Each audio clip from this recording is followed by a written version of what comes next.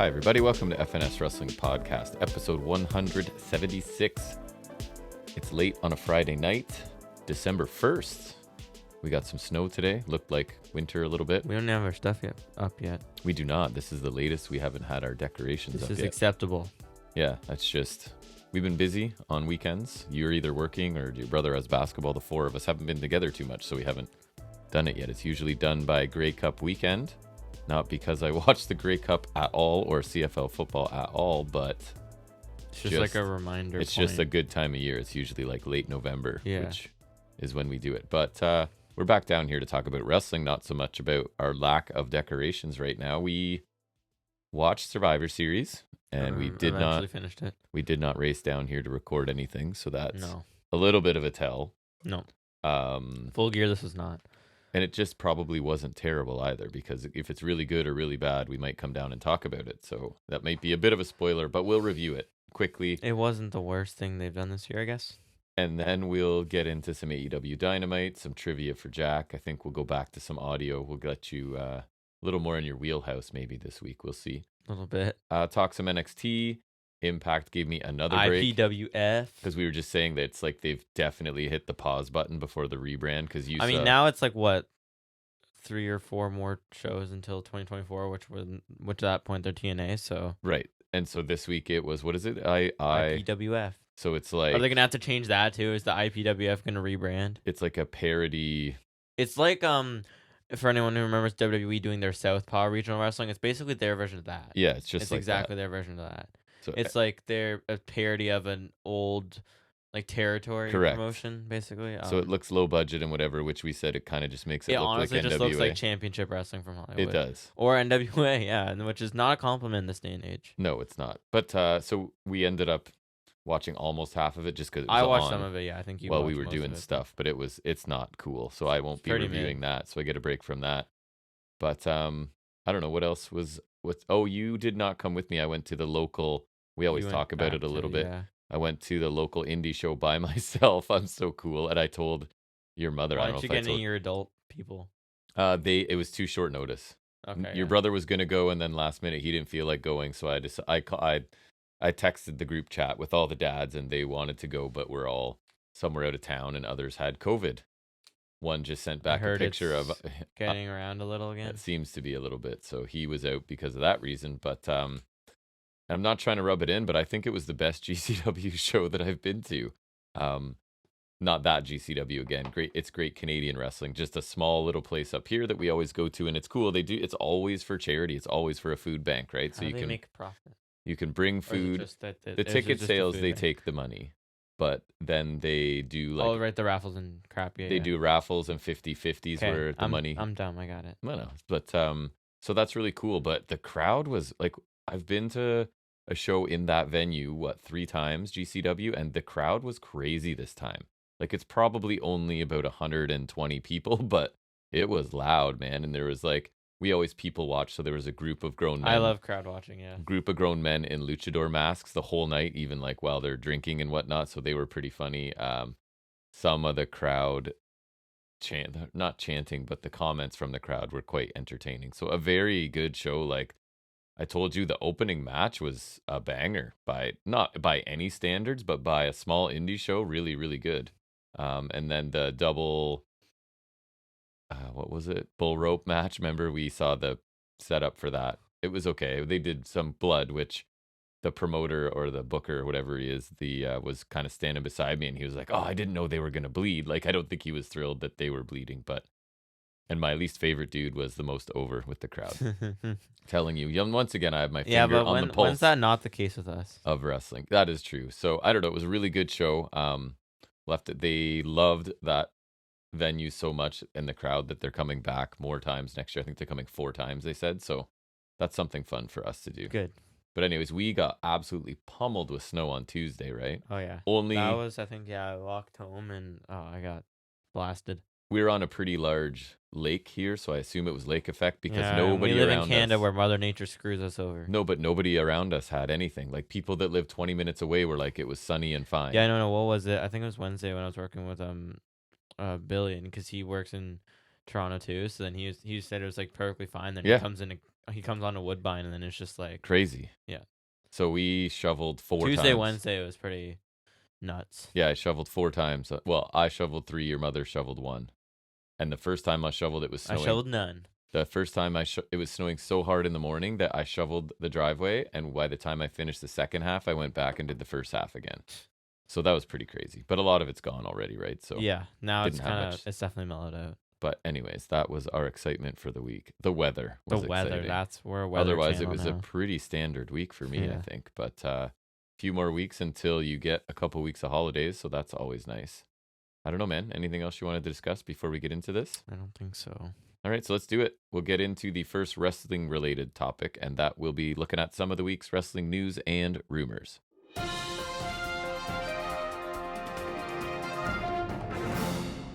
How's that giant lemonade coming over there? Pretty good? Almost done. Doing well. We went in late night fast food restaurant because they don't deserve free advertising from us. They could pay us, right? Big money like every other advertiser we don't have. We have All of 0. the You're welcome. Other ones. Sorry, but we are talking news and stuff. So the first thing is ratings. And NXT this week, 659,000 viewers, up 6%, earned a 0.18 in the demographic, down 5.3%. Head-to-head with NBA basketball as well as college basketball, as tends to happen this time of year. So slightly down, nothing crazy. Dynamite, slightly up, nothing crazy. 858,000 viewers, up 1.5%. 0.29 in the key demographic, significant 11.5%. Best ratings since the start of the NBA season, which was late October, I guess. But anyways, what do you have? I have 3 or 4 things of varying importance. Well, obviously, there's the big thing this week that surprised everyone which was QT Marshall resigning from Nice. AEW. That is easily the biggest surprise in the wrestling world news, this week. yeah. Nothing else of note. No, beyond that was it this week. That is the lead for sure. Yeah, I think it was because he liked the direction the company was heading, and I saw him also say like they're kind of going the New Japan route. Yeah, like more matches rather than storylines. I also saw that that's not related, but seems like it. Which and he has, I'm sure, so many kind of fair. So many options of where he can go as one of the great wrestlers in the world. Yeah, he also did whatever backstage though. I think that's more he what did. it is. So, and we're being sarcastic. We're not fans of who QT Marshall. I don't care. What do I have? I think this is great news because I became a huge fan of her, and I think you did too. Is Serena Deeb is cleared to return. Which is kind of like silent about where she was and what was going on. So have you heard? Because I know, I now know. Oh, I did mention it to you. So due to unprovoked seizures, so she hasn't wrestled since October of 2022. And these seizures apparently began in October, and now her neurologist has cleared her return. Hopes to be back in ring soon, which is great news because she's fantastic in the ring. New year with some Serena Deeb.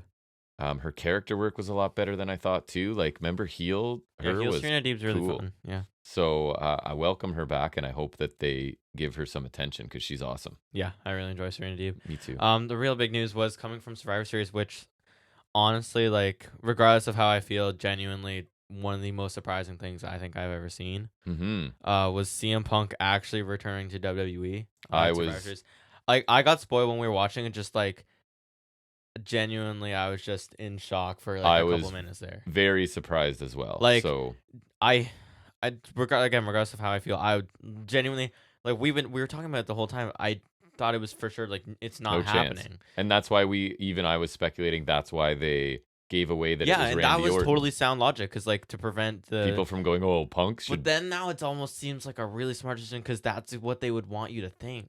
And they sort of dumped all over Orton's return too, a little bit, right? Which I don't care. I'm not a Randy Orton fan. Care, but like, so Punk is back in WWE. It's crazy. I'm sure you're all aware. It's crazy, yeah. He's also using now. He's using a remaster of Cult of Personality. I listened to it. It's not like the original sounds way better. But I've heard his contract has like a behavioral clause or whatever. I'm not sure if that's confirmed, but as it should. Because as soon as he's not the face of whatever story he wants. People are already upset about it. Rollins, it's undetermined whether it's a work or a shoot. I think it's a work. McIntyre seems more like a shoot. Owens is definitely a shoot. Yeah. Which that's just getting really like nerdy, but yeah, it's already ruffling some feathers.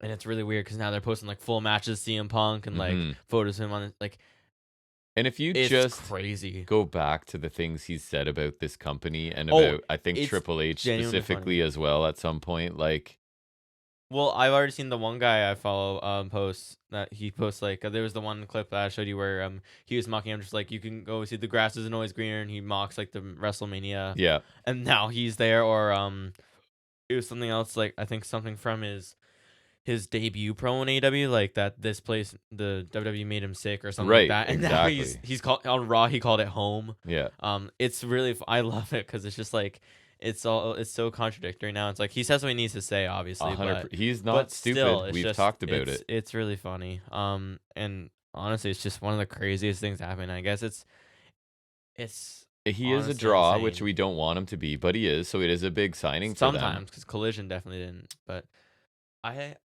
I don't know. It's just it's really crazy because it's one of those, I guess, never say never kind of things. Because genuinely, it's just I never thought this I would happen. would have. Rumors about him, like it's been on and off for like at least since can remember 2018 Mhm. that he would come back, and it was always like it would fizzle out and nothing ever I happened. would have been interested to see the reaction if it weren't in Chicago, because obviously it was a I heard the crazy reactions reaction. from Raw, which was in Chicago, were definitely quieter for But sure. it paled in comparison. Remember the feeling of when he showed up at The AEW? Rampage, And we're not Punk fans, but it was like that was a that was a moment. moment I would definitely prefer because that was before we knew what was to come. Right. And I was saying to you, like in hindsight now, All Out 2022 or Brawl Out, if you want to call it that, has to be like one of the most pivotal moments in pro Mhm. wrestling. Because if that doesn't happen, if that specifically the media scrum, if that does not happen, or if Punk doesn't go on off that rant, the Brawl Out incident doesn't happen, the suspensions don't happen, his Yep. Collision comeback doesn't happen, All In 2023 doesn't happen, then this doesn't happen. It's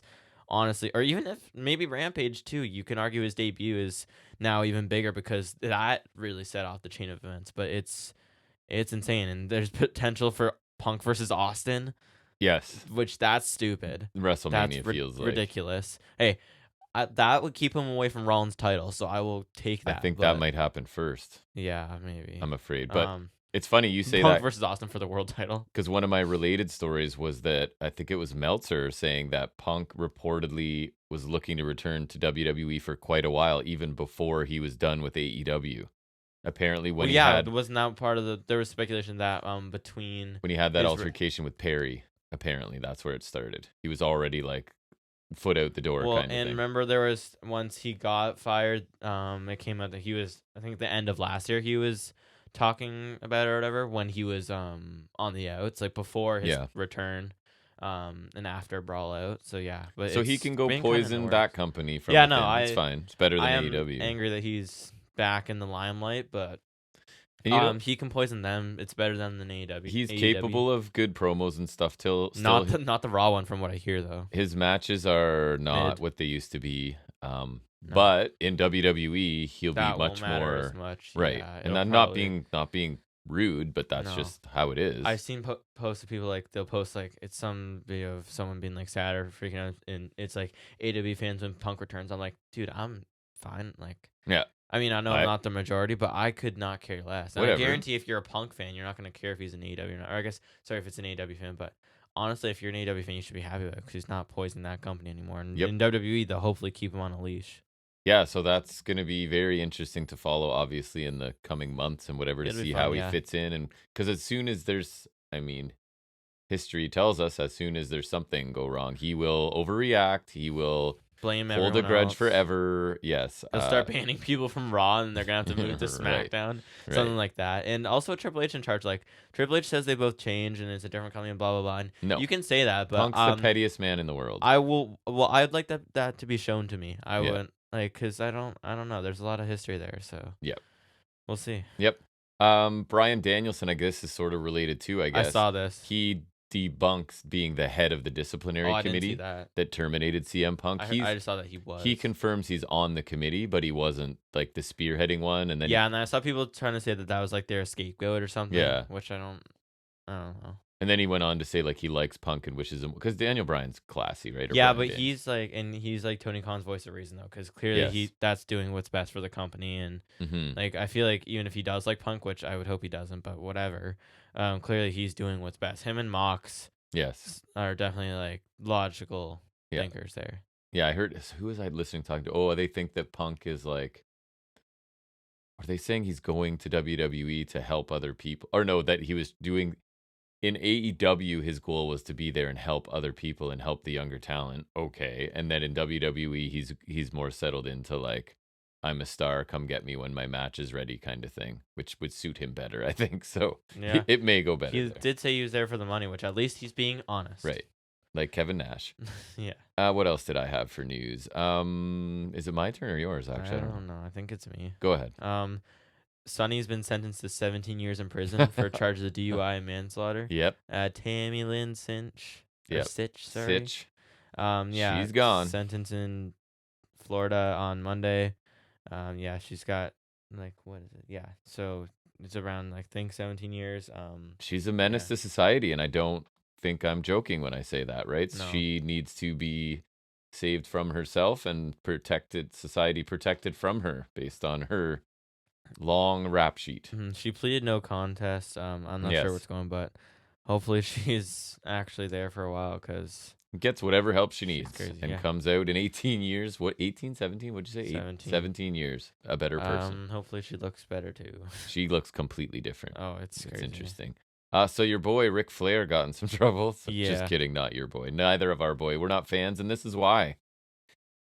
The quote was something like, quote, I'll try to find it again. He invited all the women in the audience from ages 18 to 28. No boyfriends, no husbands. 18 to 28, was it, or 18 to 20? 18 to 28. 18 to 28 to his hotel room, no husbands, no boyfriends. So he is 70 what? 70 something, man. I'll double check. So creepy people gonna be creepy, I guess, but he has kind of doubled down and is now like tired of all the negativity. Well, yeah, but then he said he'll walk. He's 74. He'll walk away if he's embarrassing them. Well, guess what? If you're like, you can call it negativity. I can call it people having a problem with a 74-year-old man implying he wants to engage in sexual activity with an 18-year-old woman. That's all. Even a 28 one, like that's not. Let's not just go on the younger end of the spectrum. The older end of the spectrum is still just insane. So I found a related thing just when I typed Ric Flair. Several legends have shown support for Flair. Steve Austin said, Rick, I enjoy watching you do all the things you do, and you're always having fun. Keep doing you, and that's the bottom line. Jericho, don't listen to the online a-holes, champ. You're effing Ric Flair. Do what you want, F him. Kevin Nash. Besides the fact that you've earned the right, you wouldn't be there if it wasn't drawing fans. My computer shut off. I guess my computer didn't want me to read anymore. The computer has canceled Ric Flair. Yeah, but yeah. So Austin, Nash, Jericho defending Flair, I guess. Sure, makes sense. I mean, maybe they want some of the action. Maybe that's just it. I mean, this is the first thing he's done in this, like, in this vein. He's never been any sort of creep ever before, right? So there wasn't anything about Dark Side of the Ring. There's nothing about a long history of him being. No, there wasn't anything on a plane. There was nothing with a plane. Right. Don't look into planes. So I mean, we don't want or need Ric Flair. I don't think he should be getting oxygen at this point and put on the air. But I mean, hey, Rampage is taped, so let's hope they just have the sense to not put it on. Apparently, they're expecting it to be removed, that line from Rampage. So we can check it out later to see. But anyways. Oh, Nash also said, "You always bring a smile on my face. Go Michigan." Nice. I only have one other thing. I have nothing else. So MJF apparently has a torn labrum, so his shoulder as well. Not gonna miss TV. Scheduled to defend against. Scheduled to wrestle next week. Joe at World's End. Is that next week? No, remember they set up a tag match. Oh right. So thought is he will be okay for that. So we'll see. But he's pretty beat up between the hip and the shoulder, right? But he carries on. In the kayfabe knee. All right. So the first thing we need to do is go back to last Saturday. It was where we watched some of the PLE and then came back to it later. Watched it in a couple chunks. Even though to get to the main event. Even though it was pretty short. And that was taking a look at WWE's Survivor Series War Games.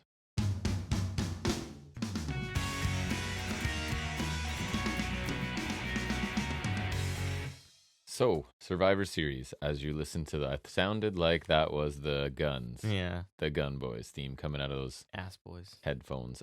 So first thing I'll say about Survivor Series, it was pretty short for a WWE PLE. Yeah. I think it came in under 3 hours, I didn't fall asleep. which is pretty crazy. I fell asleep during a lot of wrestling this week. I'll talk about it in Highspots and Restholds because I thought, I'll check in with some other companies and see what they're doing. Bad idea. Late at night, not really their fault, partially their fault. But anyways, so this show starts off with the women's war games. And I do have notes for this one, and then my notes kind of dwindle. But anyways, let's just get going, right? Becky and Bailey start out, right? And I have here the baby faces have the advantage because of online voting. Ruffles vote. Question mark. Sorry. Ruffles. It was sponsored by Ruffles. Oh. Okay. Did you not see the no, screen? I feel the Ruffles was really underrepresented on this. Did you see? You didn't see all the screens and whatever. It was like Ruffles Arena. Yeah, basically, because that's the thing. This is the problem with them having all the LED screens now is that they use them. That's the problem. That's the problem is they use them. Yeah. Also, they have like LED bars on the shark cages now, which again, this is too much. And one of them was like broken a little bit. I noticed. I didn't notice that, but like, I think we could have stopped at the ring post and the barricade because I think like having the hard cam side of the ring and that's fine and like the entrance side or whatever, but the barricade irks me. Yeah. It's just like I like having like all the screens and like having like a nice setup and whatever, but the barricade and the shark cages it's too much. It's a bit too far. It's too far. Next we're gonna have like LEDs all around the on ring, the mat. all around ringside. Yeah, like on the ring mat's gonna like where does it end with you people? That's what I want to know. Like, and so this is why I like taking notes myself because things like this won't be in other people's recaps because I forgot about this until I see my note. Ready? That will trigger your memory too for sure. Shotzi chair shot to Becky is hilarious. Oh, yeah. No, it was probably to Bailey. Was it? But like, no, because she was climbing up and she did like the Hulk Hogan chair shot. It was like rest it against her elbow. Leg. Was it her arm? Just whatever. Tapped her elbow. Yeah. It was honest. It was something. Io ends up bringing in a chain. And then I have what did Io and Bailey abandon in the corner with the trash can? It looked like, remember, they were setting up for something. I thought she was like going to climb up with the trash can like she usually does, but then they saved it for later. It's like they were almost like, no, not yet. Like Belair comes in and just starts whipping people with her hair, right? She had the double had some good sound going. True, she had two going. What do I have here? Belair flips Io overhead onto a trash can in the corner. Looked pretty cool. Little bit of a sloppy sequence. I know you're not going to believe this, involving Shotzi and Becky coming off the top. There was that one thing where she tried to like suicide dive between the rings to Bailey and it just completely missed. Yep. She's not good. She is willing to do anything. We talk about this all the time. She reminds me of Jeff Hardy early on, especially. She's worse than Jeff She's Hardy. She's willing to do more than she can do. She's safely. Like, it's just like Darby Allin, except Darby Allin does it so good, and he's actually good in the ring. Shotzi's just horrible. I've always hated her, and I think I have fair reason to do so. You've built quite a case. I do have. I could find plenty of examples. You know, if this were a court case, man, I'd win. Kairi Sane in next. She grabs a giant trash can lid. Remember, I'm like, what is that? And you're like, a trash can lid. She kept doing like back fists with it. That looked pretty cool. Actually. Yeah, it was kind of cool. We get a nice Kairi Sane sliding forearm to Belair. Assisted elbow drop by Sane onto Shotzi with chairs on top. Her back, so we haven't seen Kairi in ages. True.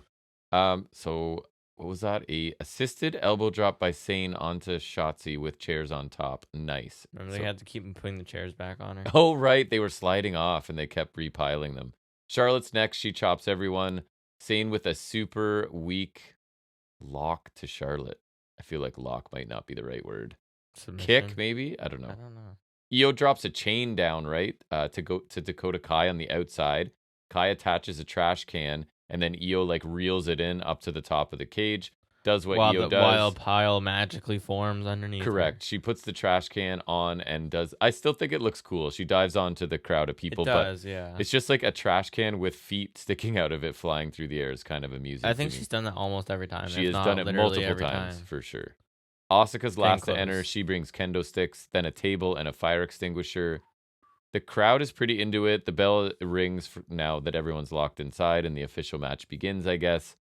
Becky and Bianca end up chained together and hit with four basement drop kicks from other people. Shotzi gets misted off the top rope, I assume, by Asuka. Becky gets missile drop kicked with a trash can on top of her. Charlotte does a moonsault assault off the top onto a pile, and I think they were like freaking out about that, but I guarantee it looked like Io's done it before. Io got crushed. No, it was Kairi that like dipped out of it. Oh, she avoided it, but I think is this the one that hit? It looked like it hit Kyrie I right don't in the know. head. They were going Or sorry, bananas Io for right in the that, but head. like literally Ricochet did double that. Yeah. So Oh yeah, Sane. I made note. Sane bails on being a base for that. yeah. Um, Lynch and Charlotte hug. They kind of tease like Can they coexist? they Say can. that's It's a what you're supposed to very say. very secure embrace. Yeah. Becky gets knees up on a Kyrie Sane elbow drop that looked pretty good. Belair uses the fire extinguisher. Bailey takes a spear from Kyrie Sane. A scary looking KOD to Bailey. It looked like it was close to being quite dangerous. Almost, but I thought the landing ended up looking good. Second rope manhandle slam to Bailey through the table, and it's over after 33 minutes. My thoughts, I'm going to be somewhat repetitive on this, I feel like. I thought this was a good War Games match, but not great. I don't know. I thought this one was kind of mid. I thought the men's one was much more enjoyable this by was War Game standards. the women's was my favorite match on the show. Really? Maybe, and I like this. I like the men's it's one better. possible it earns bonus marks subconsciously because I'm not going to see this anywhere else. If I'm not going to see a multi-women match like this anywhere that I watch wrestling. That's true. So They I do do earn points appreciate for that, but I just thought like it was too sloppy at times. And There just a bunch of was. things didn't do it for me. I just thought like Now when I say match at least of there the, wasn't as many contrived spots Agree. as the men's match, but I thought the men's match also had some really good spots as well. And this one just it felt kind of sloppy to me. And I didn't care about Becky or Charlotte's thing. Now when I say my match of the night, I gave it 3.5 stars. So it's not like I loved it. I'd probably give it I like would- 3.25. And I wouldn't say anyone stood out or looked bad. I thought Shotzi looked bad. there was some awkwardness, but there was some decent stuff as well. The crowd was into it, but I thought it was I thought it was good. I'll say that for War Games. And again, like, I thought it was fine. and we're gonna sound like AEW marks or whatever, but I can't help. I just recently watched a match that was Extreme Rules or whatever you want to call it. That was not this. 1,000 times. And this worse, is just or more brutal. This is standard WWE stuff, and it's their style. And I'm not trying to sound critical. It's just This doesn't do much for me anymore. It doesn't. Wow I've been me. desensitized or Yeah. whatever you want to say. Yeah. This is like the PG-13 version of wrestling stuff like this, right? But anyways, Absolutely. I thought a good start to the show. It was fine. My next note says Jack can discuss the Ruffles commercial with Pretty Deadly, Otis, R-Truth. Do you even remember it? They kept calling them crisps instead of chips, and then R-Truth argued with Pretty Deadly what they're called. And then it's they're neither. They're Ruffles because Ruffles are so cool. They're their own classification. R-Truth is back is the moral of the story, I guess. Right. So that's cool, I guess. I feel terrible for Pretty Deadly here because they're cool, man. If they're used correctly. Yeah. And you would think that main roster's the perfect place for them to be used correctly. Yeah. But it's not. Anyways. Then we get a tag title run. Move into the second match, and it's for the Intercontinental title. It is Miz taking on Gunther. Not the most interesting Gunther match. Agree. Like, I'm not even saying in execution. I'm just saying on paper, this is not a Gunther match I needed to see. No, it's not. The only interesting part on paper is that Miz has had the combined title days, Right. but like, just do it on Raw when Gunther's almost breaking the record. Just be like, Miz can come out and be like, I want a title match, and do that. Cole exposes the business and uses the term main roster here.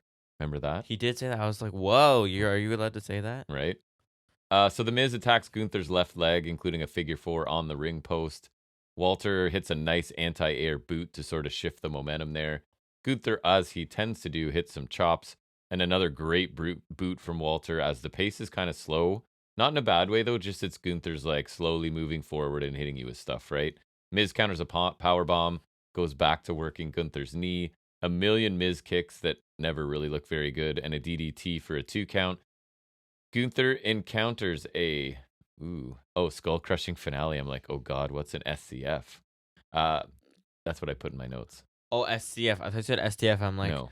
I was just thinking about that for a second. I was like, hold on. So he counters that with a missile drop kick and a power bomb for a 2 count. I say here that Gunther is not really selling his leg at all, considering that it's been worked on exclusively here. Well, Miz's figure 4 is balls. So. All of his stuff might be kind of weak and not really hurt you anyway. Sleeper by Walter. Miz pulls off a turnbuckle pad and low blows Gunther while the ref is fixing the corner.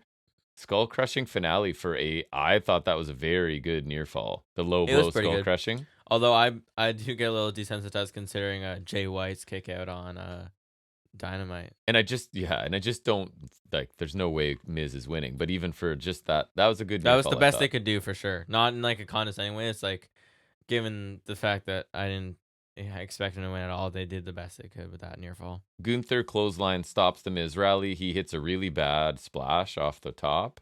Gunther, yeah, it was a Yeah, rare slip up from Gunther. very rare. Boston Crab into like a more of a lion tamer, and Miz taps after 12 minutes. I don't know. Good overall. Second half was better, but This was it was disappointing for a Gunther match, but given that it was Miz and I just don't like him as much his anymore, I didn't expect it to be amazing. it's It hard to was get just like, excited over a Miz match at this point. no, he's not at his character peak anymore. His in-ring stuff is always fine, but Fine at best, though, I um think. yeah, it's just I think when it depends on his opponents. He's had really good matches like Seth Rollins, but Yeah. that's Seth Rollins. The leg targeting gave him something to do, and I think that And I'm helps not saying him. Gunther's not amazing, but Gunther's style is very different from Seth Rollins. Seth Rollins, it's easier for him to bring out a match, and Yeah. someone I don't know. Just this didn't really hit the spot for me. I thought it was fine, I gave it 3 and a but quarter. I feel like you're so going to go maybe 3. I'll go 3. Yeah, I knew it.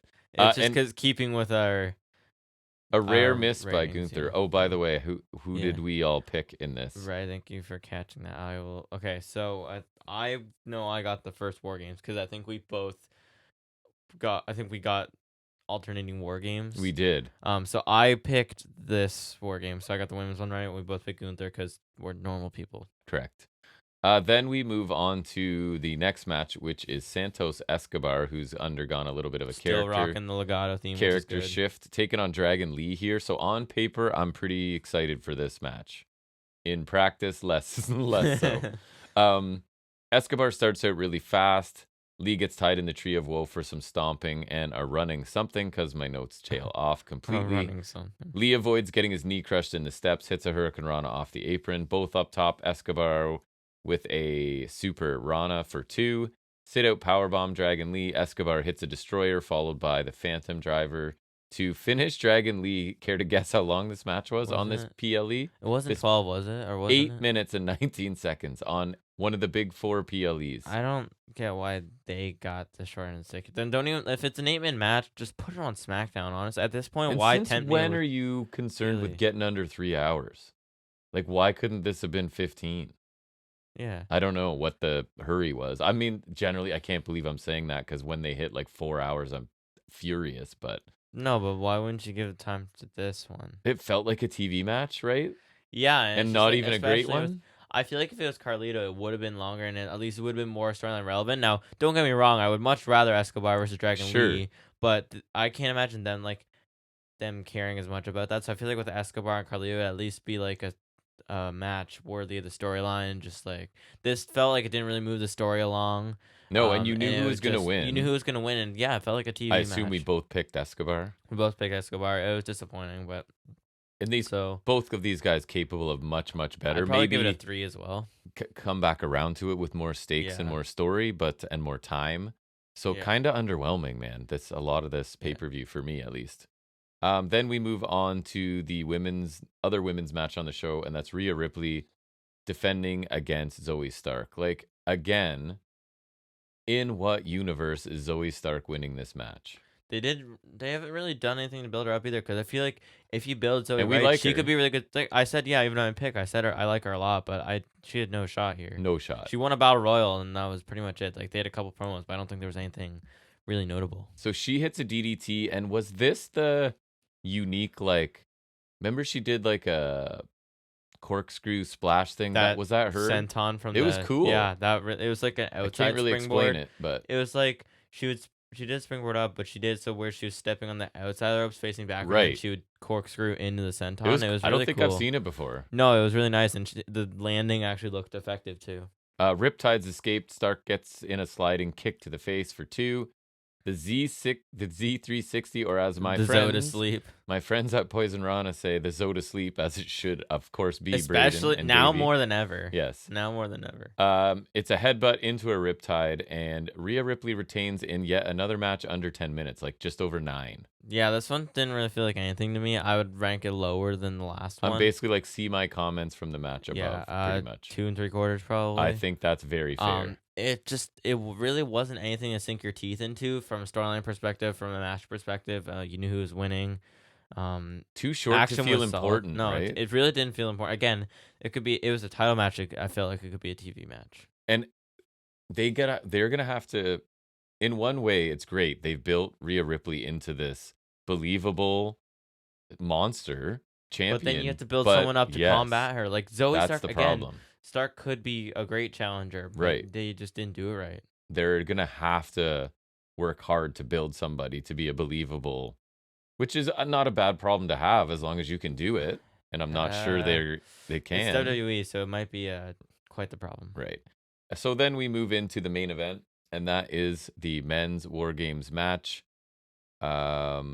Which is Codith, Randall, Rollins, Samuel, Jay versus Judgment Day and Drew McIntyre. Right. I don't really have any highlights from this one. Basically, key things like Orton's not there to start, right? How does he end up? It was Rhea Ripley comes down. Ripley came down when he was supposed to enter. They were about to cash in. Orton comes out, so they're like, "Oh, we're not cashing in." Right. Then stuff happens. There was the one spot where before Orton came in, there where they did like repeated dives because they had like three people. JD McDonough hit a picture perfect moonsault. Like, I think it was because he did moonsault. Then Balor did coup de He had a grace Spanish fly too at some point. Yeah, he had a Spanish fly that was famous, but like his moonsault, it was perfect. JD McDonough got some nice stuff here, so I will be happy with that. And while they did lose, JD McDonough didn't get pinned, so that is refreshing. And there was a pretty contrived looking draping DDT. Yeah, where all the baby faces did draping DDTs. That was one of the things I didn't like. Was there any other? There was some bull rope stuff with Rollins and Cody where they beat the people up with the bull rope. Right. Rollins got put through a table before the cash in with like, I think Razor's Edge. JD McDonough took a super RKO. Oh, I don't need to write things down. You actually remember things. And there was like stare down with Drew McIntyre and Orton, right? Orton is jacked. Like Orton's he's been just working out and crushing steroids for his whole He's looking almost as big as I can remember. To be honest. Props to him though. He looks like he never left. Incredible. Other than the fact that he shaved his mustache. Like, right. He's looking pretty good though. Yeah. They teased the stuff with Jay, but then I think they were cool or whatever, which is lame because I wanted him to be mad at Jay. So what? Do you remember the finish of this one? I just remember Priest getting pinned. I think he took Oh yeah, because we were a little surprised by that. Yeah. Again, I love my boy, but I was almost certain JD McDonough would take the pin here. You were pretty certain that he would, yes. Well, if they were losing, which they did. So yeah, you picked this one. I was hoping for better. But so did we end up tying or what? Oh, I think so. Yeah. Lame. Sorry, everybody. We picked different war games, but then we picked everything else the same. Right. Then Punk returned.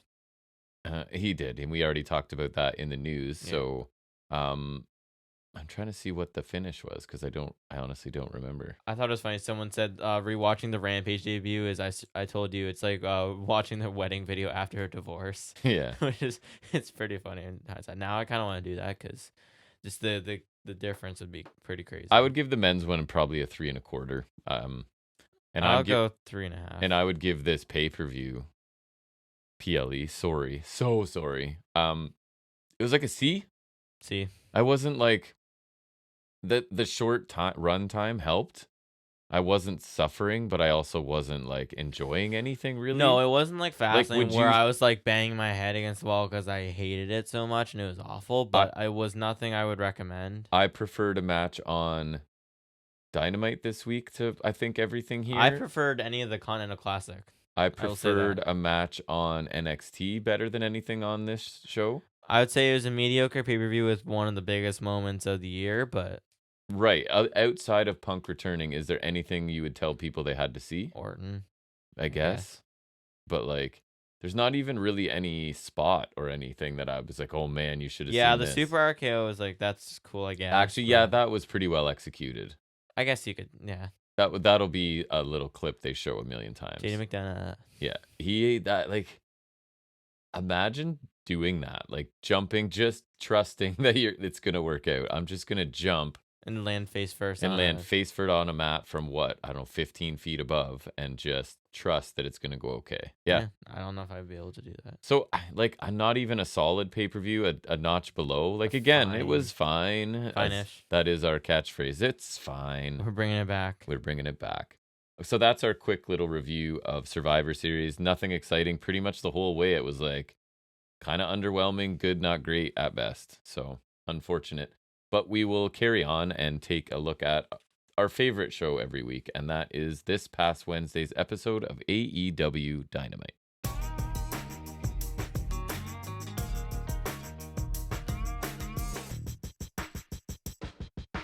All right, let's talk about some Dynamite. That's you. I get to relax now, and you have to do the heavy lifting. I can't even be happy about that debut anymore. Such a nice moment, but can't even be happy about it anymore. What debut? I was just watching Punk. Oh, okay. Yeah. Well, and I was thinking about it earlier. When this comes out, it will be 3 years since Kenny Omega's title win. Oh yeah. Winter's Coming. I did see when they were advertising upcoming Dynamite shows. Winter's Coming is not dead. It's back. Which Still I shouldn't alive care because it's just one of the TV specials. But I don't know, because the first Winter's Coming was Sting's debut, and I don't care, but that was a big thing. And then also Omega's title win, which was a huge thing because that kicked off the belt collector thing, right? And that epic title run and whatever. And I'm pretty sure it's still the only world title change they've had on TV. And it just felt like, I don't know, it's ingrained as one of those core AEW shows for me, even though it's just like the TV special. I think it was the first Dynamite ring too. Right. It might have been. It was either the first or the second. I think it was the first. But I don't know. I'm just glad that they're still doing that because we've been saying I thought the World's End pay-per-view was kind of the death of that TV special because it's December, but that's good. I'm glad they're still doing that. Anyways, tonight we have Bryan Danielson on commentary. I think it was only for the tournament matches though. I thought it was just gonna be like a regular thing as a replacement commentator, but I think he was just on the tournament today. Or on the show, sorry. We kick off with Jon Moxley versus Jay Lethal in the Continental Classic Gold League. Mox is up 3 currently at this point, and Jay Lethal is still looking for anything. That's right. He's got a donut, a bagel, as they say. Suicide dive from Moxley early on. There's a Shinbreaker Dragon Suit combo from Lethal that was nice. Mox came back with a cutter after Lethal was targeting the leg for a bit. Strike exchange won by Mox with a lariat. Lethal counter Death Rider into Lethal combination for 2. I always write Lethal injection first, and then I have to change it. How dare you? Mox counters an O'Connor roll into a sleeper. Lethal counters into a pin for 2, and then he locks Mox in a figure 4. Mox is able to call the ropes. Mox is a paradigm shift. Brutal lariat, absolutely clobbered him. Just destroyed him. It was awesome looking. And then a power driver from Mox for 2. Great combination. And then right after kick out, Mox trapped him in a sleeper, and eventually he gets the submission win. No Death Rider, which was weird. Another good match, right? That got a pretty good chunk of time. Another tournament match, another good match. Like, it's pretty consistent so far. Yeah, none of them have been like ultra amazing, but everything's been really good for consistently TV quality, good. Yeah. Second half of this I really liked.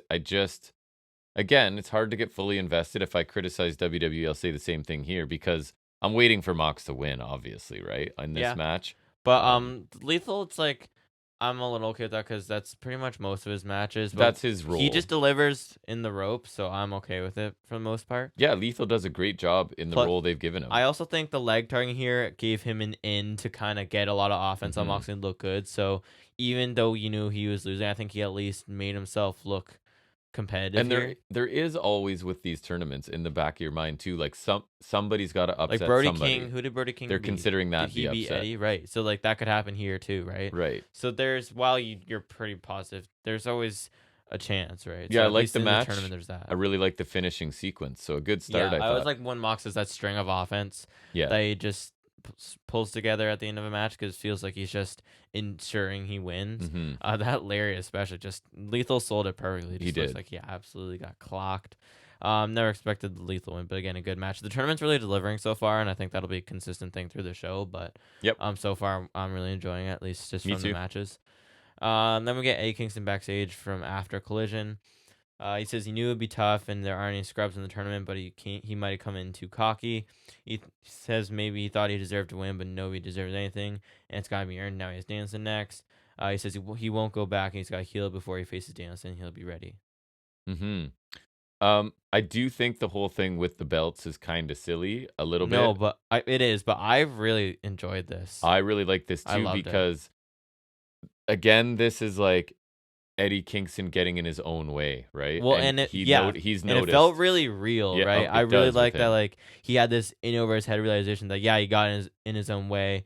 I thought it was really cool, and it made sense, like, he's had these recent successes, and he's, like, kind of feeling big shot-ish, right? And so he thought it'd be easier, and he got overzealous putting his belts on the Yeah. line, and now he's kinda got this reality check, so, I really liked it, and it also kinda helps to get across that while we did kinda rag on those 2 belts aren't the most meaningful in the world, it did kinda get across that they mean a lot to him, because I kinda got that from when he was like, he doesn't wanna go back, which kinda made me think, like, he doesn't wanna go back to how he was before, like, these Right. titles where, like, he was kinda, we'll say, a loser for lack of a better term, but so you can always count on Eddie for a quality promo. I thought this was really cool, it just felt real, and I really enjoyed it. Me too. It's Eddie, like, the biggest It felt like a real obstacle the person. biggest obstacle for Eddie is always himself, right? Mhm. And that sort of he got ahead of himself here and was feeling himself and reading his own press clippings, as they say, right? Yeah. And it sort of caught him, and he's so good at getting sympathy out of people, Oh, right? yeah, I definitely feel bad for him, I And then really I enjoyed it. thought adding to this too was when they come back and Brian's at commentary still from this,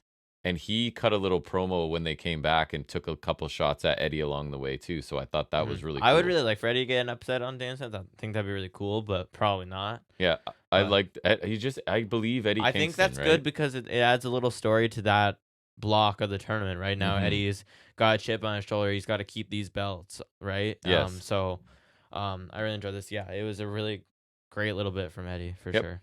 But now we're at Sting and Ric Flair. Yes. So that's awesome. Thing that I take away from this that Shivani said, Sting has the longest current winning streak in AEW. That's correct. Are you kidding me? It's a feather in In your cap. AEW, like Sting, that's He doesn't ridiculous. lose. I know, but that's I know. ridiculous. Not only because it's Sting and he's old and it's AEW, but also because, like, yes, he doesn't lose, but everyone else wrestles more than him. Like, come on, people, this is ridiculous. Mhm. Jay White shouldn't have lost because Jay White could rival that. Like, ridiculous. Ugh. I'm gonna do my recap style for Sting again. Shivani talk about old Sting Flair match. Shivani says that was big night. Put Sting on mat. Flair shout. Flair no make Sting. Sting make Sting. Flair say they go 45 minutes, no rehearse. Flair say he's 74. Happy to be by Sting's side. It's showtime. I hate to say it, but I thought Flair actually sounded very good here. I honestly tuned it out. I don't care at all, and I wish this time was used for anything else, but he really put over Sting as he was supposed to do, and it was believable, and he didn't slur anything or screw anything up. Like, I have no use for the man, but I give credit where credit's due. I thought he sounded pretty good. But the fact that the three, so I watched all of WCW basically, right? So the fact that these three guys are together on a wrestling show in 2023, and somehow Tony Schiavone hasn't really aged as much compared to the other two, although Well, Sting hides it well with makeup. yeah, But but I think next to Ric Flair, Shivani true, looks way better too. I true. mean, I will agree with you. Shivani looks pretty good compared So to I what he saw used to these look like. guys together 30 years ago, and I enjoyed those times, but I don't need them to spend time on this now I like at Shivani being all. here, obviously. Yes, Shivani, he's we great. love Shivani, but Sting and Flair can get the hell out. I don't have to watch Shivani wrestle. So That's that's true. part of it. Yeah, and I like Shivani on commentary. I always love Shivani. I'm gonna be honest though. I tuned out 90% of what both of them said. Mostly Sting. Honestly, when Flair came in, I was watching because he's just so loud and obnoxious. But like Sting, I was genuinely just like, I don't know, remember what I was doing, but I was just not really paying attention. Yep, I believe I you. do not care. I could not care less about Sting's retirement or anything Ric Flair does here. Will Ospreay is coming at Revolution. I do not give one iota about Sting's retirement. Okay, Will Ospreay I is know. going to be in AEW full time, and you want me to care about Sting? I don't care. You It's don't even hard. have to. You can just give me any Ospreay match on that show, and I already care 1,000 times more than this, and you could build it up for a year. I submit I to you, do not sir, care. Osprey versus Sting. No, that's Why would you even say that? They're never gonna Put do that that. into the universe. Okay, just have him Stormbreaker Sting to death then, That'll or be my just. fault if it happens. Okay, this is really mean, but they can do that match. But Ospreay has to do this exact same driver he did to Kenny Omega. That The would kill him. exact same driver. That I would kill want him. it the exact same. I don't want him to tuck it or whatever so that it's safe. I want him to do the exact same thing, and whatever repercussions come out of that, we can live with the consequences. For sure. That's mean, but it's your fault. It's my fault. Next we get Book Mark it. Briscoe. We'll see. Next we got more Continental Classic Gold League. It's Mark Briscoe and El Toro Blanco. I'm so glad that you're kind of on board with Roosh. I like Roosh. Roosh is awesome. Roosh is pretty cool. I love Roosh. We need to get Big Roosh fan over we need to get Andrade back in LFI though. I know, and not have them do anything close to babyface anything. Yeah, you need to go full heel. Yeah, Roosh always. Especially Roosh. Pero Peligroso. I love seeing that. That's whatever. Pero Peligroso is. He's just there. Also, I find it interesting. They re-signed Stu Grayson, and then where'd Stu Grayson go? I don't know. He has disappeared. Stu Grayson died. Miss him. Don't say that. We've killed before. I saw him on an indie show in Montreal, so it's okay. Rest I think in it's peace, a Brody promotion Lee. where the champion I think was Madman Fulton. So oh boy, he got better. He's still not good, but he got better. we missed the Sawyer Fulton days of. I do. Sanity. Yeah. I remember in 2K18 he was the lowest rated guy. The dad he with was all the 69. reactions at the indie show was wearing a Sanity t-shirt. That's a deep pull. That was. Sanity is a deep pull. It was like it was this dad. It was like all of his reactions were like if you could script somebody reacting to wrestling because you were gonna film them to be Like it's if like, they hey, thought we're it was gonna real. cut to you a lot on the. Maybe they did. Maybe they did. I don't think that single camcorder up in the up on the riser was zooming in on anybody. Maybe they did. But he was perfect reactions all night. It was funny. How did we get to that? I'm confused. Sorry. Now I forget how we digressed to that. I don't know. Things happen. Roosh, LFI, Stu Grayson, Montreal. There. Okay, got it. Sure, easy transition. I'm so smart. Briscoe and Roosh they were trading chops on the outside. Then Roosh sent him in the barricade a couple times. Briscoe hit the cactus elbow from the apron. He did. They said the guns up bang bang, so I did the bullet club gold No, one. Cactus Jack, bang bang. Bang bang gang. Strike exchange, then a boot from Briscoe. Snap drum from Roosh, Larry from Briscoe. Saito suplex from Briscoe. Belly to belly overhead in the corner from Roosh. Briscoe cut off a bull's horns attempt from Roosh with a spear. That was really nice. Looks It was good. just a meaty spear because Roosh runs at him full tilt and Briscoe just tackled him with the spear. That was really nice. And then there's an overhead belly to belly suplex off the apron from Roosh, which was also really nice. Great. Roosh hits a really meaty forearm and then nails the bull's horns to pick up a win. So good for Roosh for getting on the board.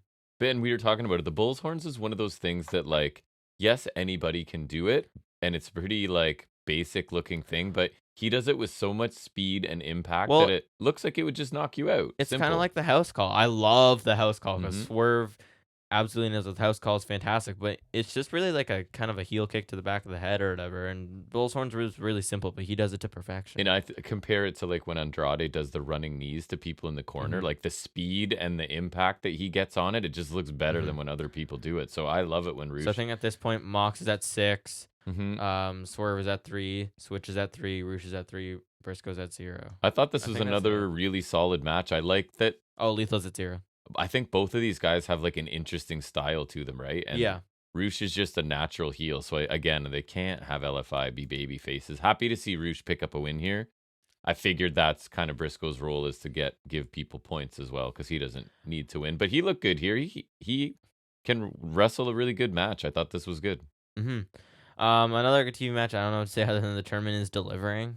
It's a good concept, and I think it's working for me. I do agree with some people saying AEW needs to focus more on storylines again, but I can't complain with a good tournament. Yep. At least on our Dynamite side, our Dynamite Gold League side of things, is delivering 3 quality matches per week, and I can't complain with that. These two work really well together. They got their kind of own styles, like you said. I'm glad it gets Roosh on the board because I can't see him winning much in this. Couple spots I really enjoyed. Like I thought this was a pretty solid team match, but there's a couple spots that I remember that I enjoyed. So that's good. The suplex off the apron, the spear were nice. Yep. Benefit of this being 2 of the lower guys is the opposite thing of the openers. Yes. That either of these guys could have Correct. won. So I think that does kind of help. I was hopeful for Roosh, but wasn't sure. Right. In theory, it could go either way. So I Yep. think that was It pretty cool. helps. Yeah. And then we get Storm being dramatic. She said she was a bit dehydrated. She has a touch of the gout. I don't Yeah. know. RGC asked if she was worried about her title match. I don't remember who they said it was against, or if anyone. I don't I'm know. struggling. Me too. Storm wasn't worried. She told RGC to take off her shoes because she's getting a bit swollen. This was fine. I was slightly confused because I thought RGC was with her for the celebration, but then I think I confused that with the title presentation. This is fine. It really wasn't much, but I just was like, it's more character development for her, I guess, more than anyone else. It didn't do anything for me. I just like her being in character isn't enough. Something has to come from it. Yeah, Something like last has week. to I move thought last week forward. was a good job. So I'm starting to wonder how much life this character has, to be honest. Like, what's the shelf life of this? I don't know. There's only so much you can do with that, which I think you said before, right? And they're trying to do something every week, and I think they maybe need to step back and not go every single week. A crazy idea. There's other people in this There division. are other women they could worry about. If you're gonna keep screwing Sheeta, please develop Chris Statlander. Yeah. I like Chris Statlander. I'm reading, but she has no gimmick. TJR's recap, and he doesn't even say. No, that's who I looked at. That's why I is it? didn't see it. Yeah, but no, because Statlander, if you give her a good character, she's totally main title ready. Because we really like her in the ring. Yeah, she's really cool in the ring. I love Statlander, but they need to develop someone. Because yeah, I don't mind Storm having segments, but I feel like you're gonna. It's a segment for a segment's sake that this one felt like, right? Agreed. Yeah, it wasn't bad, but it just felt kind of here to be here. Yes. They need to develop other people so that we don't grow tired of Storm, because I think this character has potential, but I agree there's maybe a shelf life on this, so you need to kind of stretch that out by not having her in every week. I would agree. Like, I think things like the title thing last week work. This, no, because there really wasn't a point to it. Now it's getting personal because I've now looked at 3 different reviews and nobody's mentioned. Maybe they just didn't say it. Like, but maybe. I feel like they would, because it's like an open challenge next week or something like that. Like, yeah. Anyways, you keep going and I'll look. Okay. All right. There's a 4th one with no mention. It must have not been mentioned then. That's crazy. Then we hear from MJF. He's talking about defending the title against Samoa Joe at World's End. He said he didn't like Joe personally, but he respects him because he believes in AEW. He talks about getting a poster for TNA in his mailbox, seeing Newcastle wrestlers, and Samoa Joe standing out to him. He said when he walked through the curtain, we all knew he was the baddest man walking on God's green earth. He said later on in his career, he was not afforded the opportunity to be world champion in WWE, but what Joe did for the sport was bigger than that. He said Joe proved that you don't have to be like this jacked bodybuilder type and alternatives matter. He said Joe paved a road that allowed people like him to stand in front of the crowd. He said without a guy like Joe, there might not be an AEW, and he thanked Joe, even though it's painful to admit. He said he's also not too shabby himself, and he helped build a new alternative. He's been in AEW since day one. He helped build the place brick by brick. He mentioned being big names like Rhodes, Punk, Danielson, Jericho, Moxley, Omega. But all the names he's faced, he's been lucky to be victorious and survived. Or sorry, not all of them. He's lucky to have been victorious. The one that he survived was Samoa Joe. I think that's what he said. Right. He said that World's End is about his legacy and not Samoa Joe's. He says he doesn't care about his knee, hip, or shoulder being hurt, or that Joe will be within an inch of his life. He says he's going to show the world it's not about the size of the dog in the fight, it's about the size of the fight in the dog, which is a weird thing for MJF to say. And if you told me he was going to say that in January, that's strange. Yep. He said at World's End, Joe will have to put him down to take the title. The lights go out, and the lights were like spinning around. It honestly, it reminded me of The Fiend, you know. So that was nice. Just you need the weird, really eerie, high pitched music, and then that would have hit home, you know. So R.I.P. to Bray. But the Devil Henchmen come out. They grab him to try to attack him. They got a bat. Joe comes in and just going to one of them, grabs the bat because he's Samoa Joe. He's taking your bat. That's right. And the Devil guys run off. Text appears on the screen and like it pops up in like a typewriter kind of way, and it was like being like banged out. It kind of had a cool aesthetic to me. But it says, and I quote, "In the shadows, our game begins. Next week, MJF and Samoa Joe, will you face the unknown in a tag match? Are you a hero, Max?" MJF called it BS, and he accepted the challenge for next week, much to Samoa Joe's dismay. Yeah, I thought MJF did a really good job of putting Samoa Joe over, right? Mm-hmm. Both as like his importance to wrestling and as just like a scary dude as well. I really liked how he put Joe over. My one complaint about this was I just think last week made me miss Adam Cole's presence, because I think that was sort of the miss here. Because again, just he's a really great balance to MJF here, and Mhm. I wouldn't like that a little. It's a bit like Miz for me, where every time MJF's a babyface, I can't fully buy in because I know that he's gonna be a heel again quickly at some point. With MJF, it's more like he's gonna turn. Because Miz, it's just like they'll turn him back, but MJF's gonna turn on someone. Yeah, and I miss heel MJF, to be honest, but I am a sucker for the intrigue of this, despite the whole taking over because even commentaries like, we're gonna figure out how they hacked into our stuff, which is a little bit cheesy, right? But That's yeah, I am a sucker for intrigue, yeah. so I'm hoping the payoff of this is worthwhile. Yeah, I thought MJF did a really good job putting Joe over, and he always does do that. Even when he's heel, he finds a way to do a bit of that. So I think it's good. It was similar to what he said about Cole Punk, just replace ROH with TNA. But yeah, he did a good job here. I think it was a little more because he's a face now. Hmm. He is right as well. Things picked up when the Devil Henchman came in for me because I'm invested in this storyline on the hook that they've been doing. The case for it being cool is still very much alive. Pointing out from last week, I think you said Poison Rana was his hand in his pocket before and after the devil came on Yeah, it was screen. them again. I did watch it back. Like he put his, you see, like you can't actually see it, but you see his arm do like that hand in pocket motion, Yep. and then afterwards you see his hand come out of his pocket. So there's definitely that. And then he could have convinced Max last week to face Joe to try and cost him the title, Hmm. like knowing Joe's an absolute menace because he barely beat Joe last time. And the tag matches holds a lot of interest for me, so that'll be fun to watch. When it's OGK, Probably just the tip, do Proton Pack. right? Aurora Borealis. But then be like, it's not them. That'd be kind of funny. Anyway. Do like all the kingdom's signature offense and just be like, well, actually, half their signature offense is normal But crap. call all of them by just the generic names instead. Just And running that's me. the mystery. What's Aurora Borealis? Is that I don't know. I frog splash, elbow drop, something? could be. I don't know. It's OGK. No one cares. And next we get Wardlow killing Air Fox because he had Press visa Slam issues. Jones. My new hobby is taking down all the Taz idiotic whatever Jones that he loves to do. So it was Press Slam Jones. Actually, AR Fox got a bit of offense, right? So yeah. He had a couple tope dives that Wardlow didn't go down for. Like he sold them, but he's big boy. Staggered at Yeah. best. Wardlow caught a moonsault on the outside, power slams Fox on the apron, which didn't have a big impact. It did not. Big deal from Wardlow. Heavy 450 from Fox for 1 count, which is good. Wardlow no sells boots and hits the spinebuster clothesline. 2 powerbomb, swanton, powerbomb, kill Air Fox. He nailed the 450 though. I'll Yeah, give him he that. did. I don't understand why Air Fox had to die here. And this death by powerbomb trope is so lame. It is. And it's just It's so okay. You talked about it earlier. I watched a guy get stapled in the titty, and you're telling me a powerbomb can kill a dude? Hell no. yeah. So I mean, I guess it wasn't a squash, but So do you mean to tell me if Wardlow's in that Texas death match, you could just powerbomb a dude once and he would win? Is that what you're telling me? yes. Like, no.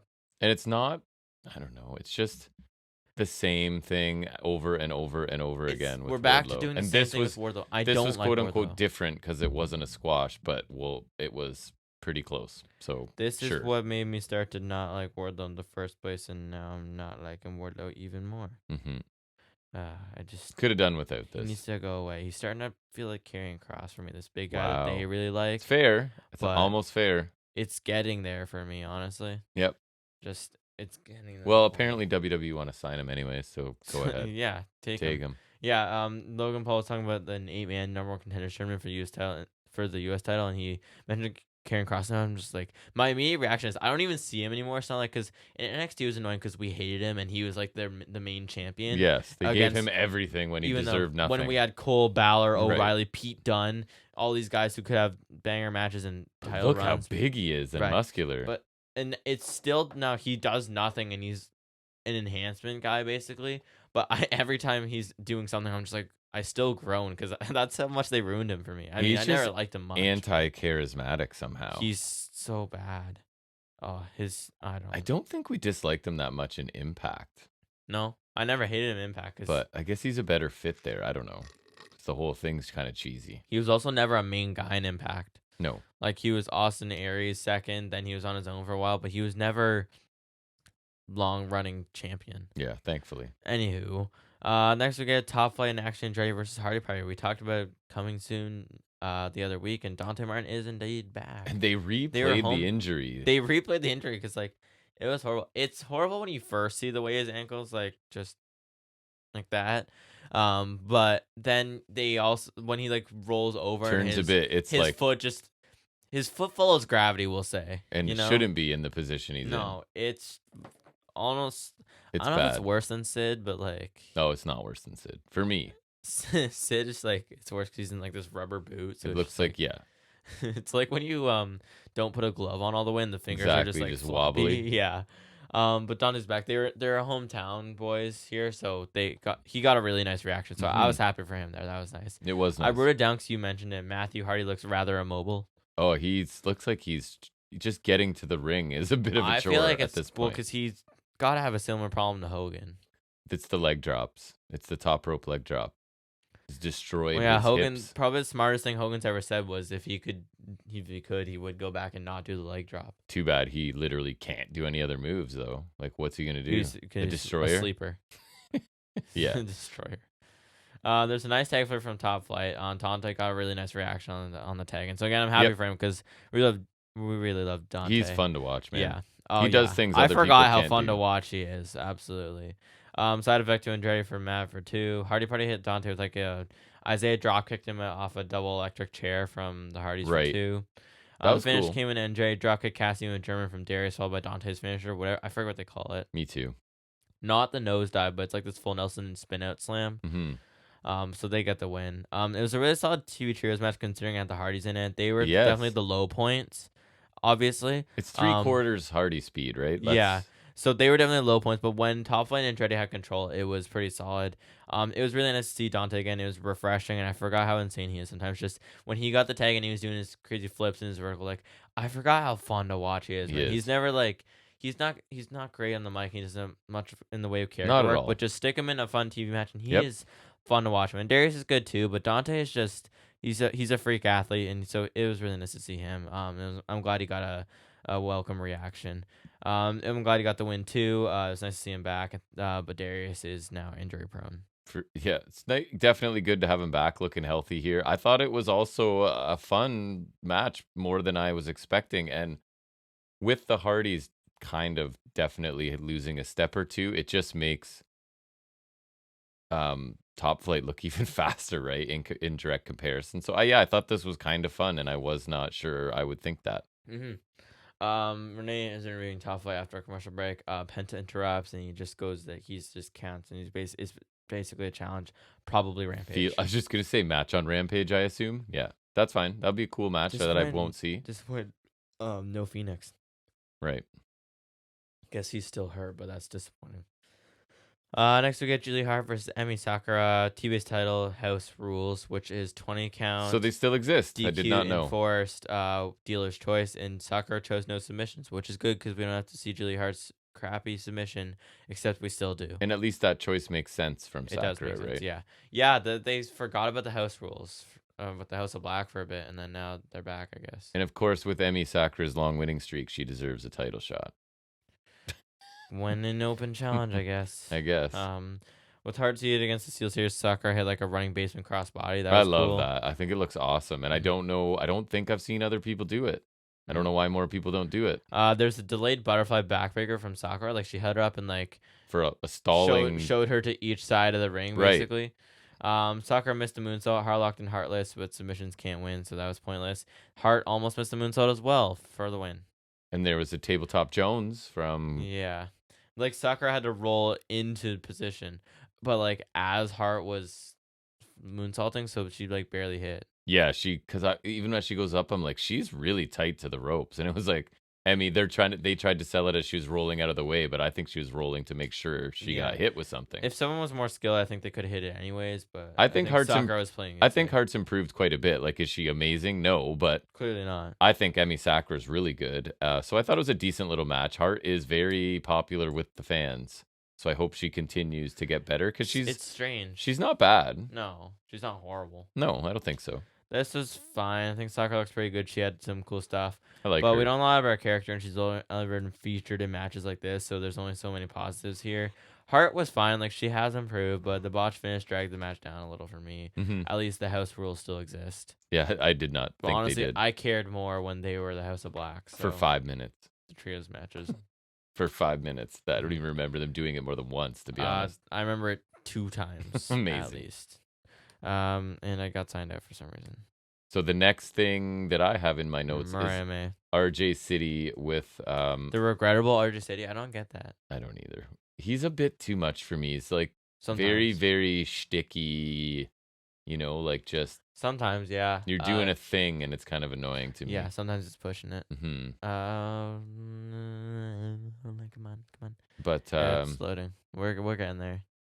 yeah. What was she was thanking him for hooking her up with Storm. She said she came from Stardom. And then it was like she's kind of flirting, but then recoiled, and I didn't catch why she recoiled. Yeah, so it was weird. So she was like kind of flirting with him one time. She had like her hand on him or whatever, and like she did this thing where like she had like her face kind of close, and I think I think it was supposed to be he interpreted it as like a kiss. He was gonna kiss her on the Michael cheek, and Scott. then yeah, it was. I didn't weird. get it. I didn't catch that. This is whatever, I guess.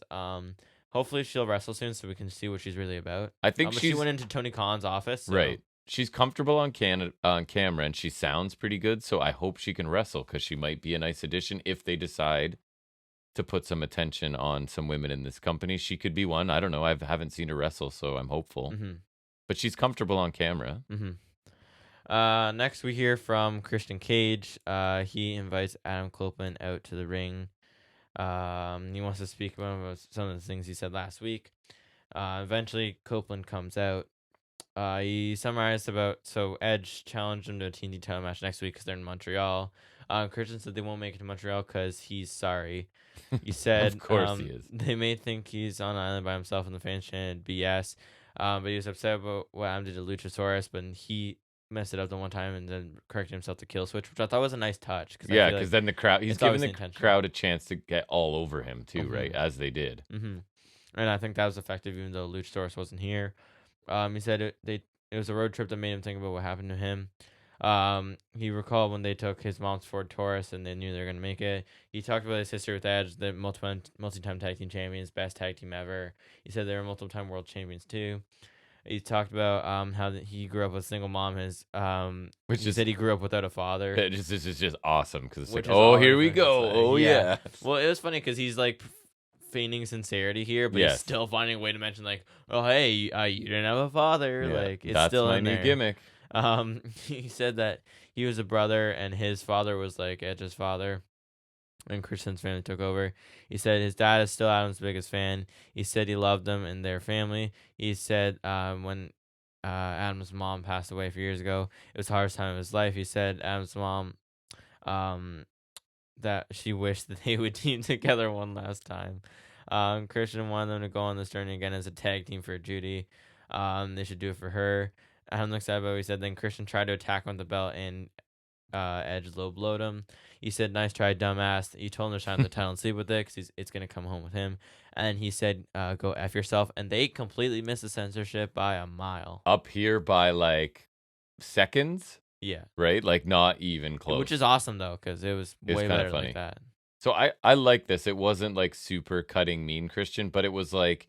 No, I liked it, though. He's trying to avoid facing Edge so much that plan A here is he's going to suck up with them and try and reform the tag team to get out of facing him. And then as soon as Edge has to even think about it, Christian knows like it's not happening. So then he's like, I'm going with plan B, which is the belt shot, right? Well, I really liked it because, he's feigning this sincerity for like his to get out of facing him. Yeah. To get out of facing him. But also it kind of served as a parody to Edge's entire debut promo. Like he was talking about their history and saying we should go on one last run, but it's Christian, so it's clearly this facade to obviously get out of this match. And I really liked it because it reminded me of MJF's like faux babyface thing. You're just waiting for the ruse to end, right? So I liked that, and of course that was the case.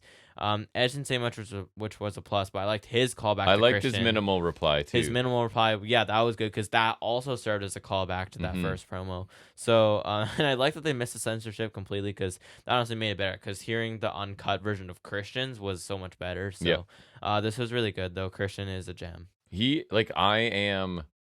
I've learned that I am an in-ring guy versus like a segment and promo guy on shows. Like for me, like I gotta have some really good in-ring, but like I look quality forward segments are important. They are. I look forward to Christian as much as anything right now. Just and hope that he's in a bad mood when he comes out. To be honest, I added the rechristening ceremony from what was it, last week? Mm-hmm. Because again, that was It a was really awesome. good piece. Like I I enjoyed it. felt poor Luchasaurus, man. That and then he took two concertos on Collision. Like that Oh, was a nice. rough week for that guy. It was. Oof. Then we come to our main event, which is Jay White versus Swerve Strickland in the Continental Classic Gold League. What did I do to deserve this slice of heaven? And nobody On has paper. a cooler look in wrestling than Swerve right now. Like, Oh my! And then Nana came out and he's dancing on a crutch. Like I can't even so with you've him, got man. like He's so Swerve funny. mean mugging and looking believably mean, And and Nana's just Nana dancing with just like having the a time of his. crutch under his arm. It's Like, amazing. I can't with Nana. He's They're so such funny. a good act together. Which when it started, it It felt was like the they were most just random thing. Yeah, randomly no. throwing them together. I But questioned it's it, good. but it's paid off in the long run Yeah. because Nana is. I just said it about Chris. Nana is an absolute gem. Just for the little purposes he serves, Mhm.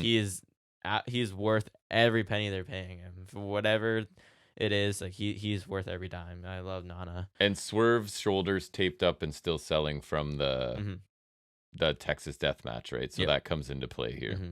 He doesn't have bandages on his chest meat though. And Danielson is on commentary. Lots of good things to say about Swerve, as he should, and he does a good job on commentary. Danielson's I like really him. good on commentary. He yeah. doesn't like take up too much time, and when he speaks, he actually adds Yeah, it was the one some thing where like information, he which said is cool. he said something about White was gonna counter or whatever, like you should do this, and then White did, and he was like, I don't know, but like Danson's just smart about it. He does add something. I agree. Yeah. Yep.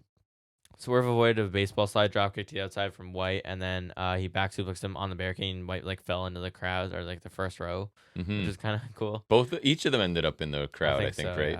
Yeah. White hit a DT while Swerve was trying to re-enter the ring. An absolute beauty of a sight of suplex from White, followed by that front transfer suplex in the turnbuckles for a 2 count. Swerve had that roll through flatliner and then that smooth transition in the vertical suplex for 2 because where he's like got no like one else wrist control can, yeah. and kind of or he does like that so smooth good. little flip and roll into it. It's I don't know whatever he does. He's man. so fluid. Uranagi from White for 2, which I say it every time. His Uranagi is perfect. Yep.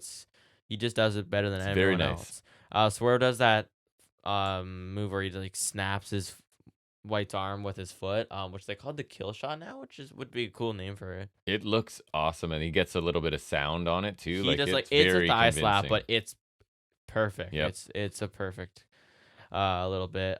Swerve blocks the same low blow spot. White went for last week because the ref got like kind of backed in the corner again where he couldn't see, so White went for it again. He had a nice backbreaker followed by a house call and Swerve stomp for an insanely close near fall. Like the epitome of 2.99. And then you're like, oh, maybe White's winning because I'm hoping Swerve. Like I keep like they need to have Swerve. He's so hot right now. And then I'm like, oh no, I think he might lose. But like that was great. Well, because so for me, I knew Swerve was winning, but I thought that would just be it right there because that's usually his combination. But like that was incredibly close. Then later on, White hit a Blade Runner and just perfectly sold into Swerve rolling out of the ring. Like it looked perfectly natural. He just sort of like rolls to the apron and then kind of melts off the apron onto the floor. Yeah, it was perfect. Yeah. White hit a sleeper suplex, which was perfect. Looked awesome. Oh my god! Also, I saw this short of Brock Lesnar hitting an F5 on A-Train and like he landed on his neck. Like I don't know if you ever saw it, but like it reminded me of when Starks took that German suplex from Hangman and he landed on his neck. But like it actually made me wince. Like I was just like, holy crap! But this was like. That looked pretty sweet. And then Swerve countered a Blade Runner into a roll up, and Swerve picks up the win. He's got 6 now. I thought this match was awesome. I think the right man won. Not that I don't like Jay White. No, I love both of these guys, but I do agree if I had to pick one. They're just both really fluid, and almost everything they do makes sense. So this was kind of like nonstop, 16 minutes, body parts to be targeted for each man. I really got into this. I thought it was a pretty terrific main event. I saw a picture of Kyle Fletcher in red. That looks weird. Obviously heel versus heel, but again, the tournament sort of context makes it okay that they're facing each other. So I really thought this was a good main event. This is one of the matches I thought was better than what I saw on Survivor Series for me. I was more into this than anything on that show. Absolutely. I love both of these guys loads. I think I've been saying that pretty much all year. Especially recently, both these guys have had some great stretches. White's world title run and Swerve coming off one of my favorite matches of all time. In general, just so I've always loved both of these guys. They're both heel, but it doesn't matter. It's a tournament. Who cares? Probably the match I was most looking forward to outside of the final, which would probably be like Swerve Danielson or I think something so. like that, which that's fine. That That's on what it pay per looks like view to would be me. crazy.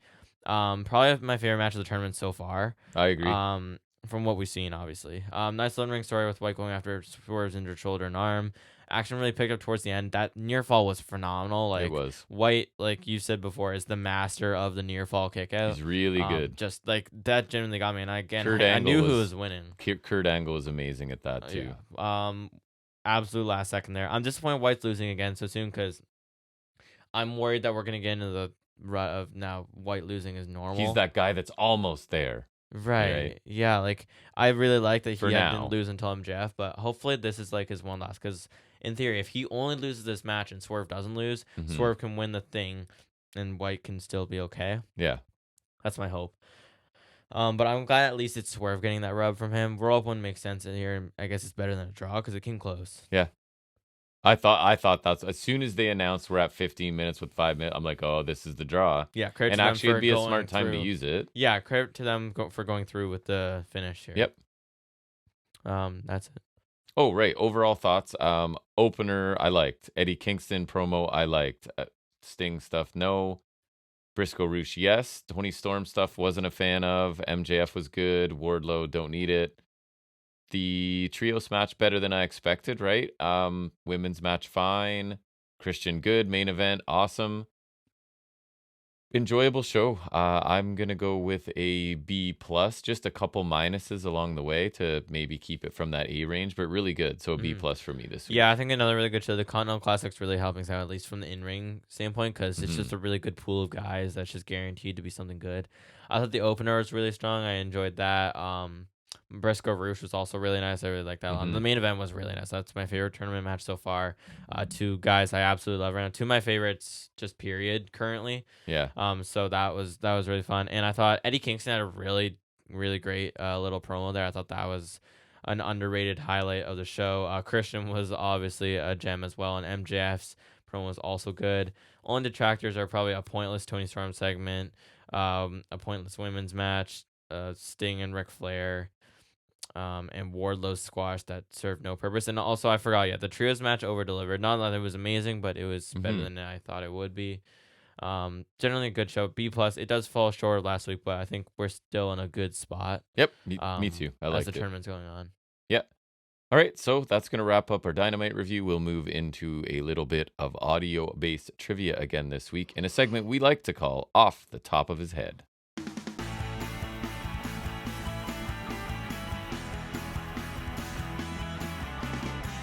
All right, so you sort of requested it. We're going to go with 2010s era, according to this playlist. If they're wrong, you can let me know. But yeah, won't be guaranteed to know everything, just so then there's at least a better chance. All right, first one. I'm ready? a reasonable guy. Starting out easy. Go ahead.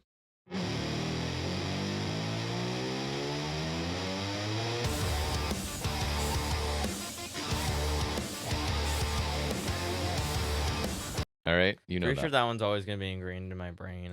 Because Dean Ambrose. Dean Ambrose. My boy, Moxley. This says Dean Ambrose. Would you care to guess which number of theme song it is for him? They have it. If it's right. It says 4th. I don't know why I thought it was 4th. I don't know why it would be, but Getting tougher. Okay.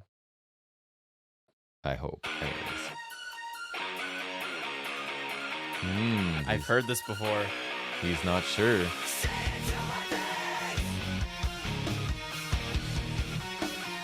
Is that ever someone weird wrestling theme song for sure? Oh, I've heard that though.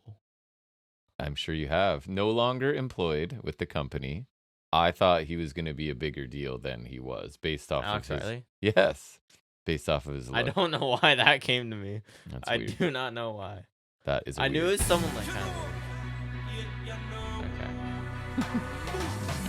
I would know this one.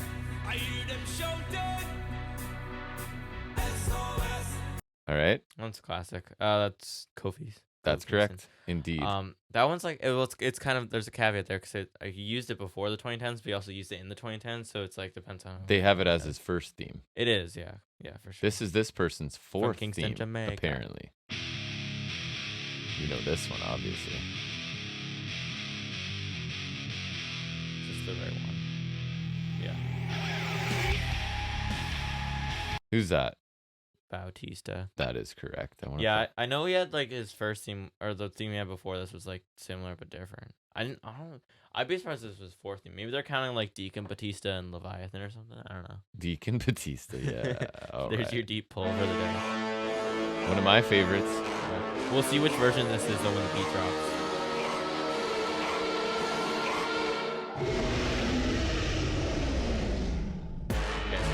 A good one. Oh, that is a banger. That theme's awesome. Yeah, I love it. Samoa Joe. That is Samoa I Joe. wish you could keep that theme if it was possible. It's a great. And the his way he original walks theme, into it too. and So he's good. like he's got the taunt too. Yeah. The original theme was like it had the same intro, but then it would go completely like that one's the good one. That one's awesome. All right, let's see if you've doing crushing it so far. Well, there's an ad I know that one. That'll take out in post. No one will ever know it was even there, as we hopefully wait for it here to finish up. Okay, so fraud. FABULOUS. That one's classic. Oh, it doesn't have the intro cut. I would know that one too. Yeah, Carmella. Carmella is correct. That one's a good theme. Her theme sucks now. That one's a classic though. This one I don't remember, so we'll see what it sounds like. Oh yeah, come on. I know that one. Just you gotta wait till it's like. Let's see. It's got the lyrics too. You're soft, you slop. Who's that? You remember that now? Yeah, Enzo and Cass. of course. Well, Enzo used it too, but like. It's too bad, man. We love because Enzo and Cass. he was pretty good on the mic, but just didn't work out. They did for a him. nice New Age Outlaws kind of thing. Yeah. All right, let's see what's happening next. That's 2010. Wait.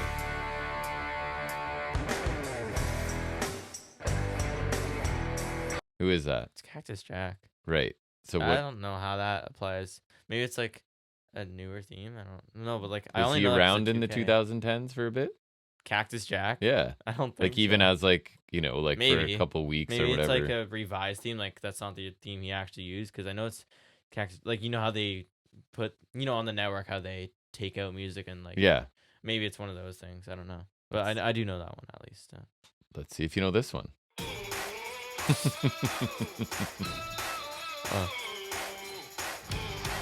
This era's too good for you. It's in your wheelhouse.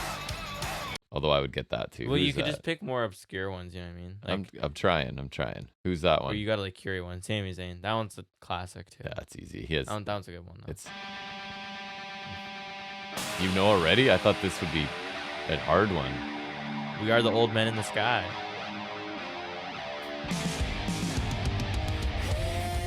All right, who's that? Good Brothers. My favorite, Yeah. right? That one's awesome. Yeah. That one's pretty good. It's pretty okay. good. It's okay. It's better than the team is.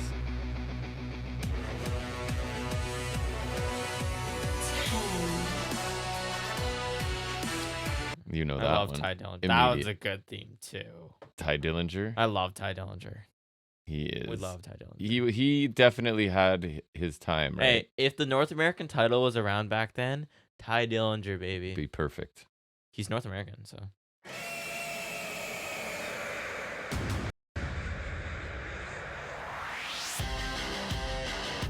I would not know this one. I would.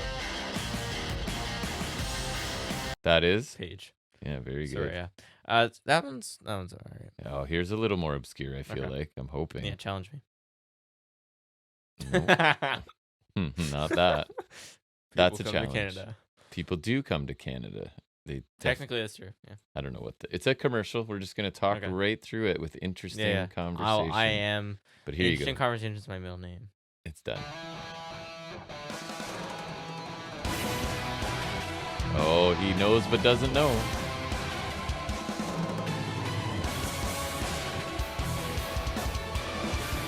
Who is Heard it? this. I know this one. Take your time, because I'll find another difficult one. What? Well, I know it though. No longer with WWE. No shit. Awesome in ring. I feel like Bit of a jerkus, apparently. Aries. Yep. I knew it sounded familiar. Yeah. The fact that I know it from that Yeah. is kind of sad. But Nexus. Wait, is this Nexus? It right? is Nexus. Okay. Correct. Okay. So I got scared for a second because it was either the Nexus or the Core, Right. aka the Nexus 2. I feel this one's obscure, but Okay. you might not, as you tend to know.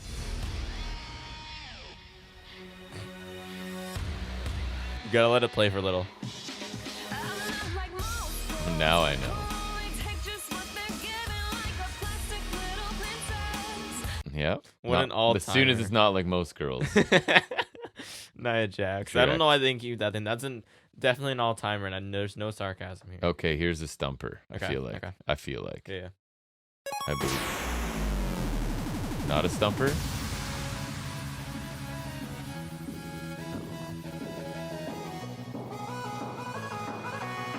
I would not get that one. TJP. Wow. Sure.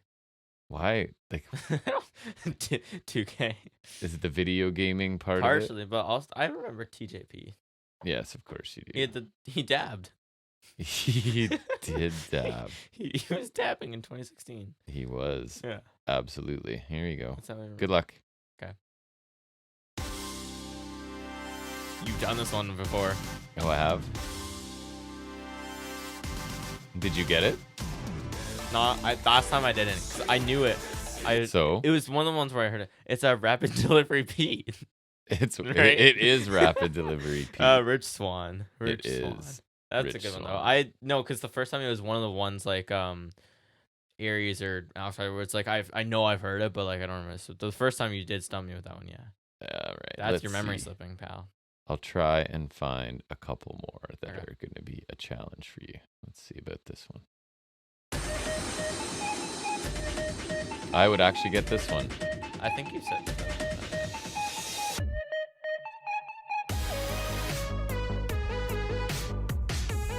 Who's It's that? especially the intro bit than that one that's memorable to me. And it is Emma. correct. That one's good. Get some Dash Woogies in here. Dash Woogie. And That yeah, one's got she particularly memorable intro though. is she Just, like, still around somewhere? I or think no? I think her and Madcap Moss got released in the last cuts. Oh, that's She's right. returned and then she didn't really do anything. She's decent. Yeah. I liked I'm kind of her a little impact disappointed stuff. they didn't keep her. All right. She could go back there. So generic, really.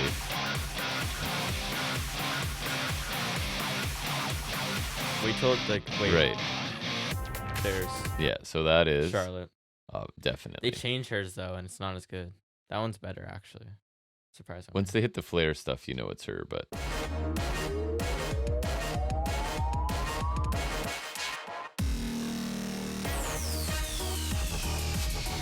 you know that one? It's weird. I knew it right away, and then I went and see. It was wait, who is it again? And then I was like, yeah, that's Alexa Bliss. Before she went all. It weird. is Alexa That's Bliss. a solid one though. It's a solid That's one. almost. Yeah. Drink it in.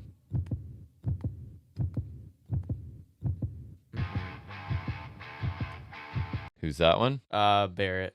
Wait, Barrett. I would know it from like the thumps, but that specific intro I remember from 2K14. Right. Like that weird intro, but You that nailed one- it. That one's good. I think maybe the last one. We'll see. You can keep going. I don't care. Man.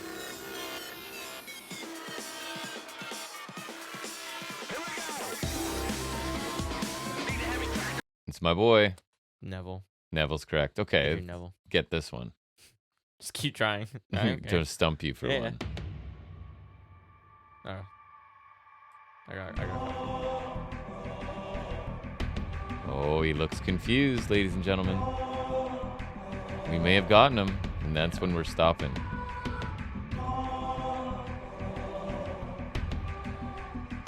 No? I don't know if I've ever heard this. I can give you a bit of a hint, I guess. A masked person. Sin Cara? Which one? I don't know, the first one. Sin Cara Negro, which was Hunico, Huh. apparently. All right, I'll give you one more because you might know it. And it's got a recent tie-in. I would not. I'm know this. disappointed I know this one. All right, who's that? I hate this for the one. win? I hate it. Eric Rowan. Correct, and I ended with him because he's at the GCW show this past Saturday. Oh, he was there. actually there. I thought you were joking because there's that, the survivalist guy, and he looks like Eric. No, I think he was there because he's signing merchandise that they're raffling off later for charity or nice. whatever as well. No, so. that theme sucks. But anyways, you did very well, and I only have minimal commercials to go edit out of that one, so that wasn't too bad. No, you edit out the commercials. I do. I drop down the volume so nobody gets any free ads on our show. But anyways, we'll head back into looking at the world of wrestling action from this week, and that is where we kind of cherry pick and whatever the opposite of cherry pick is. Poo pick? Or like... I don't know. Like, well, it's either that or you could go the opposite of cherry, which I guess is poo. What is it? Or... What's the opposite of cherry? The opposite of picking. What's the opposite of picking, though?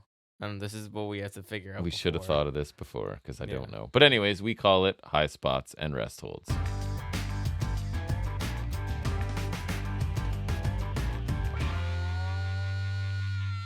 All right, so you did not really find anything exciting on Raw. There was obviously the Punk promo that I still haven't seen, but it was short and not amazing.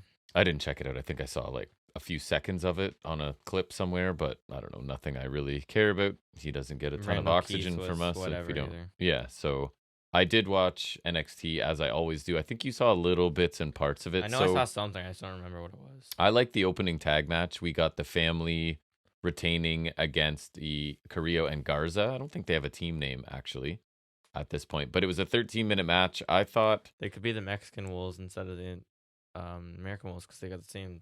and then you were wondering if basically. Zoe Stark was part of their faction because she had it on her face Could have been. at Survivor Series, right? Could have been. So Tony and Stax are still furious at being attacked by Carrillo and Garza last week. I think it was in the parking lot. So they attack the heels as they're making their entrance. And then I thought overall there was a really good pace to this. We got tandem offense from each person or from each team, appropriate cheating, shortcuts by the heels. And I was telling you as we were watching it, like Garza continues to impress me. He looks really aggressive and vicious as a heel. He's doing a really good job. The family won this with their lame finisher. What is the bada bing, bada boom, which is really nothing of note. And then they hit the finisher. Tony throws Stax over the ropes onto Carrillo on the floor so that Tony can then pin Garza without anyone breaking up the pinfall. And your babyface mobster tag team win. I thought this was a fun, fast match. I think Stax is really good. I actually prefer him to Tony D'Angelo. So even though he's the lackey and Tony D is the boss. Underboss. I think Stax. Oh, that's true, technically. And I have already seen rumors of Garza and Carrillo going back to main roster to align with Escobar, which would be cool, but I'm kind of enjoying them in, like, I still don't really think they have any character other than, like, Not really. they dreamt about their grandpa and now they have tattoos on their chest and that's it, but It's they're just cool more in like the a ring. serious directive now. Yeah, they're It's not in like a character change really. not at all. There's just kind of, and they don't really talk or anything, right? So they're just kind of there, but they're good in the ring. Argue, and I feel like I'm right. Garza has had much more character in the past. He has. Because his whole Lothario thing, Yeah. before they teamed, like when he even in his first NXT run, he did far that. more character. We ripped I really the pants liked that off. chick. Yeah, that Yeah. was awesome. Yeah. Man. Then we have some wrestlers backstage talking about Corbin's promo last week that I liked. Remember, he was like, Dragunov sacrificed everything and never sees his family, and I'm rich and live in a house with cars and blah, blah, blah. So it's a few wrestlers watching that, and Axiom and Fraser start talking about it, and Fraser's basically like, yeah, I think Corbin might be right. Like, if you really look at it, I would rather have Corbin's life than Dragunov, and Dragunov comes up and is like furious already, right? So obviously this is going to lead to a match between Dragunov and Fraser later in the show, and I like this. Like, Dragunov, always super intense, right? Doesn't care if you're a heel or a face. You don't weigh in on his life decisions or his family, or he's going to like get in your face and fight you basically. And it kind of creates a match that I think could be quite interesting for this show. Jerry Lawler is the old man that gets to choose the Iron Survivor Challenge qualifying matches this week. Was he the one that picked? No, did he pick Josh Briggs or was that? No, that last week? was that Mick Foley, I want to say. Yeah, it was him or JBL. Oh yeah, it could have been. So this time I think it was JBL. He clearly forgets Kalani Jordan's name and they like dub it in afterwards, and you Mrs. could Carmelo hear Hayes. you can sort of hear it, right? So his choices are Braun Breaker and Eddie Thorpe, and Kalani Jordan taking on Kiana James, and we get both of those matches tonight.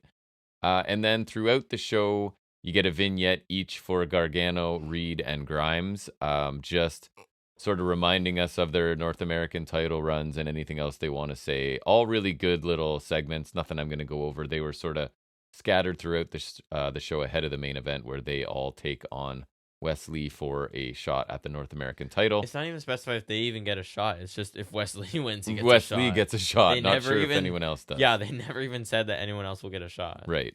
So Lexus, and I have in my notes, not Alexis Booker, because Booker refers to him as Alexis several times, which That's is the reference, which but is not, kind that's of not, funny. That's not Correct. his name, yeah.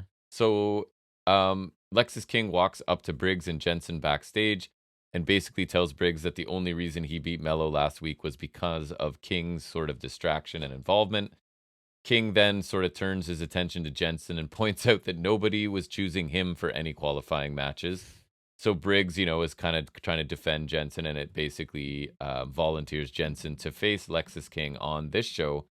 So we're booking matches on the fly on this show. They're sort of being booked as the show is happening. 2.0 style. You'll be happy to know Nikita Lyons is kicking heavy bags all over the place. Yeah, I did see that she was back in the crowd. And then, she was in the crowd watching as well. Then we get Kalani Jordan and Kiana James in that Iron Survivor qualifier match. It was just okay. Kalani Jordan wins and moves on to qualify. Basically, you had Kiana James hit her 401k, which is kind of that float over flatliner that I actually think looks cool. I know I've seen it, but I don't remember what it looks like. She just sort of like floats around you and then hits it suddenly. It looks good.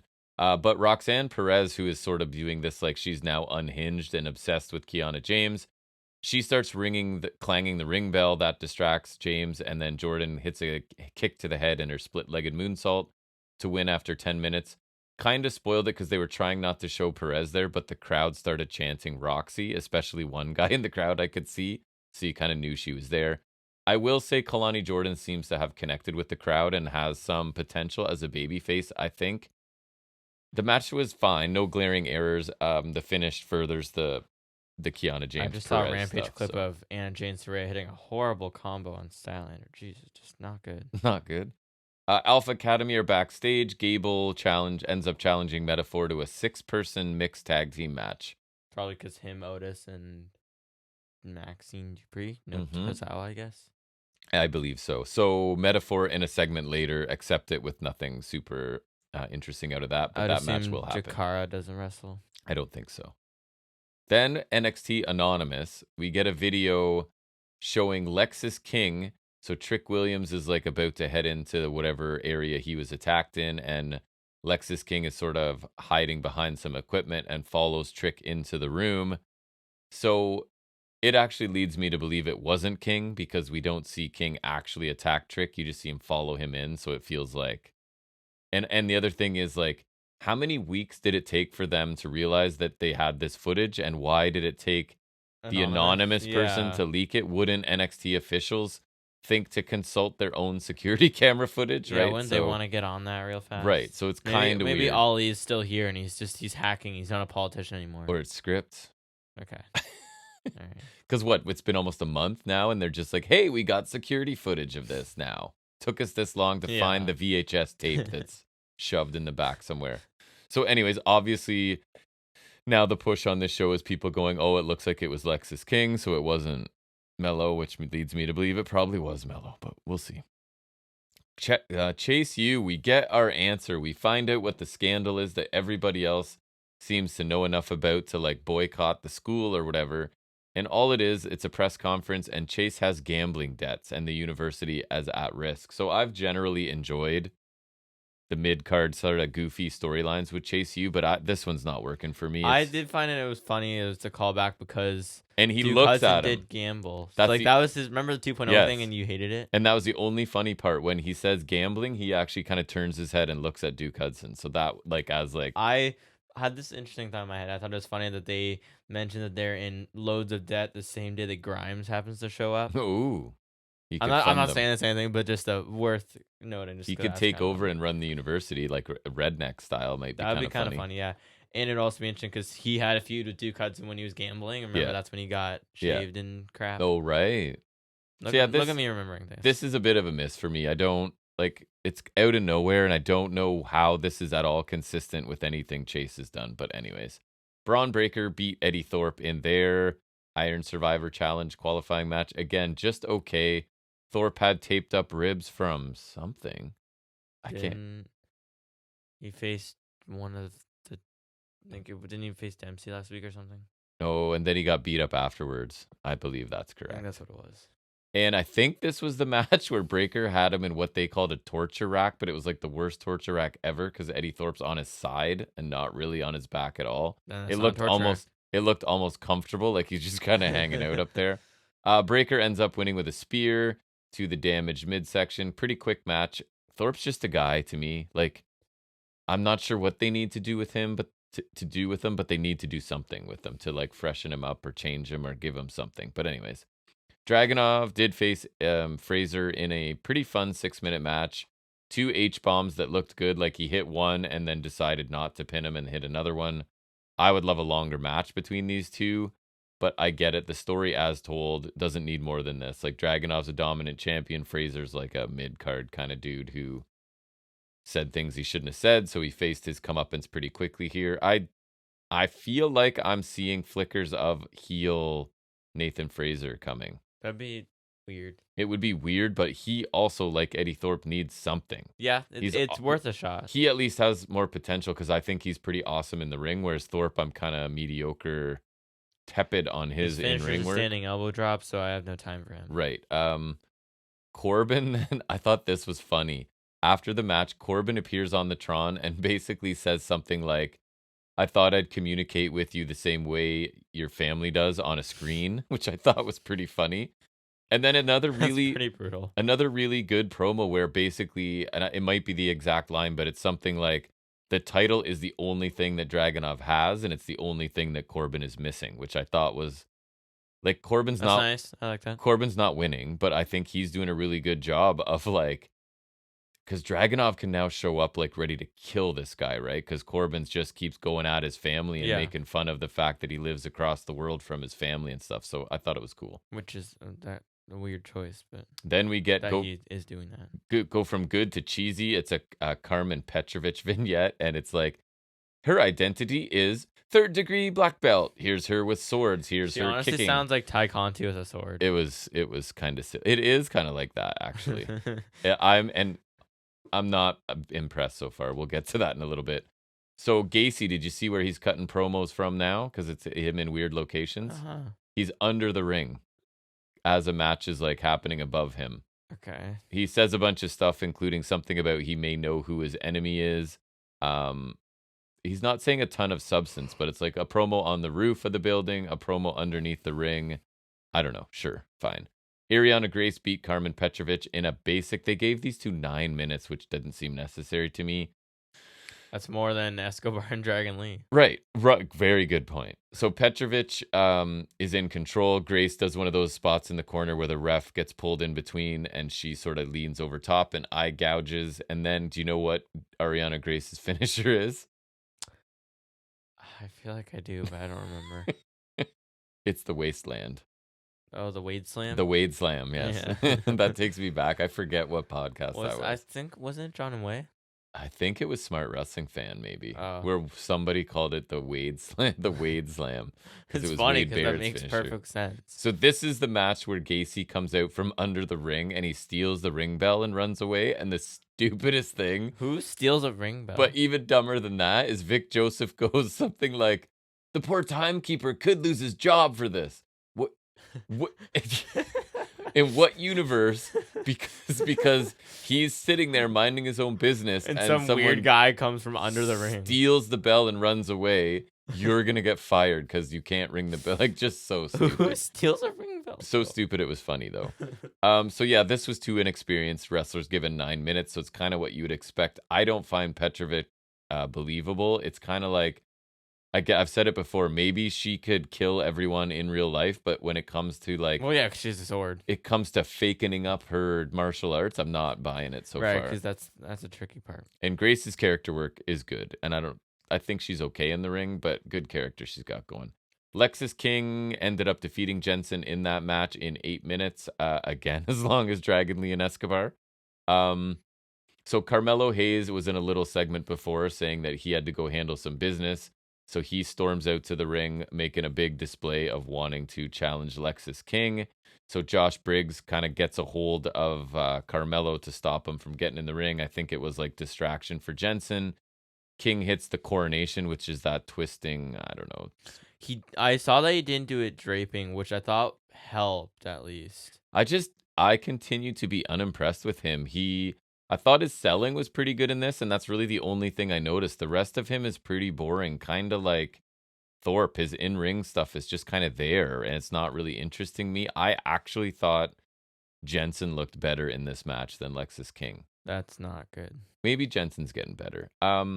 Finally, I thought the main event for this is one of those matches I thought was better than everything on Survivor Series. So that was Wesley, Gargano, Grimes, and Bronson Reed in a 4-way for a shot, I think, at the North American title, at least for Wesley. It's a shot for one person, which is, again, questionable. Really hot crowd for this. Reed was playing an absolute monster and did a great job in this. The other 3 guys are considerably smaller than him, right? Especially Gargano.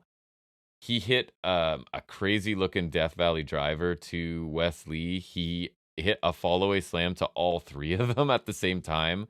It was a little cheesy because the third one, I think it was Lee, had to basically like climb onto him from the ropes. But I remember seeing one spot, I think, where he kind of got low blowed or something. He did.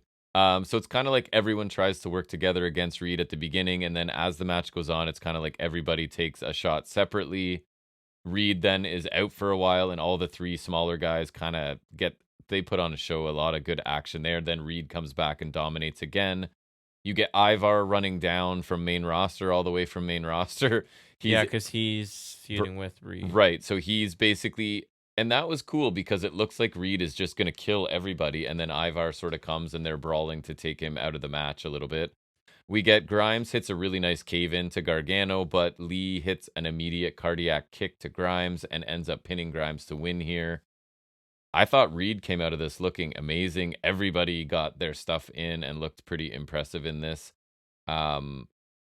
However, I would have to say that it shines a bit of a harsh light on some of the other things on NXT every week, right? This is like 4 talented, experienced people given a bunch of time to have a really cool match, and then it's like we also get these Iron Survivor qualifying match. Like everything else, it's sort of like this is what wrestling's supposed to look like, right? It kind of hurts some things in direct comparison, but really good main event. I quite liked it.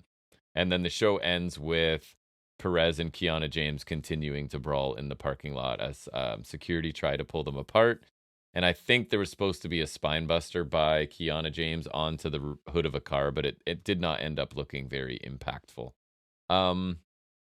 Impact again, we talked about it's whatever that was. So what did we see? We saw there seemed to be like this delivery sort of gimmicks galore. Because what was it? Rich Swann was a pizza delivery guy.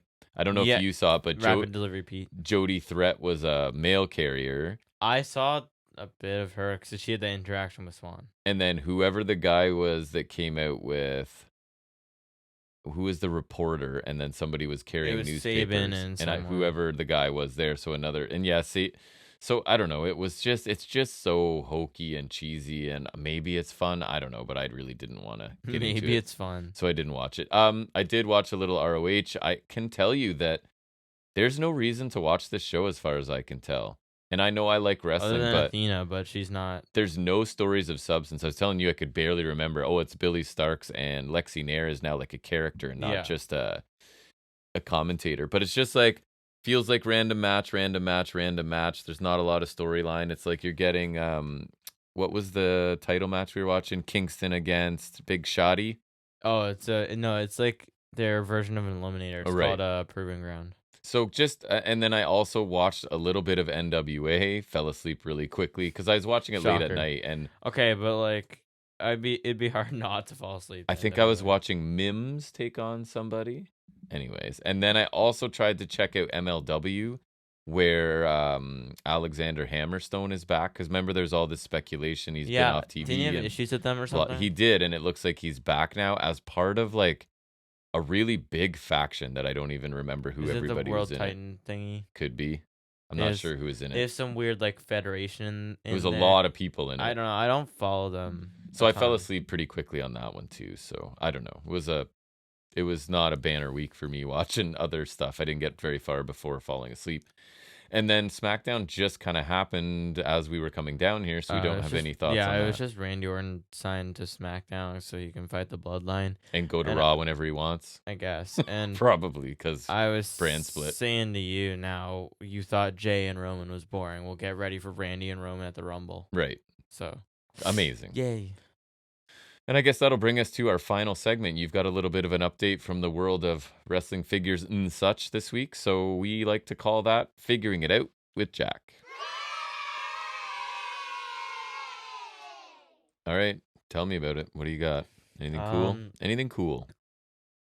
Hogan. Not cool. There's new Monday Night Wars Elites. They actually got product images of them. There's Nitro debut Scott Hall from that.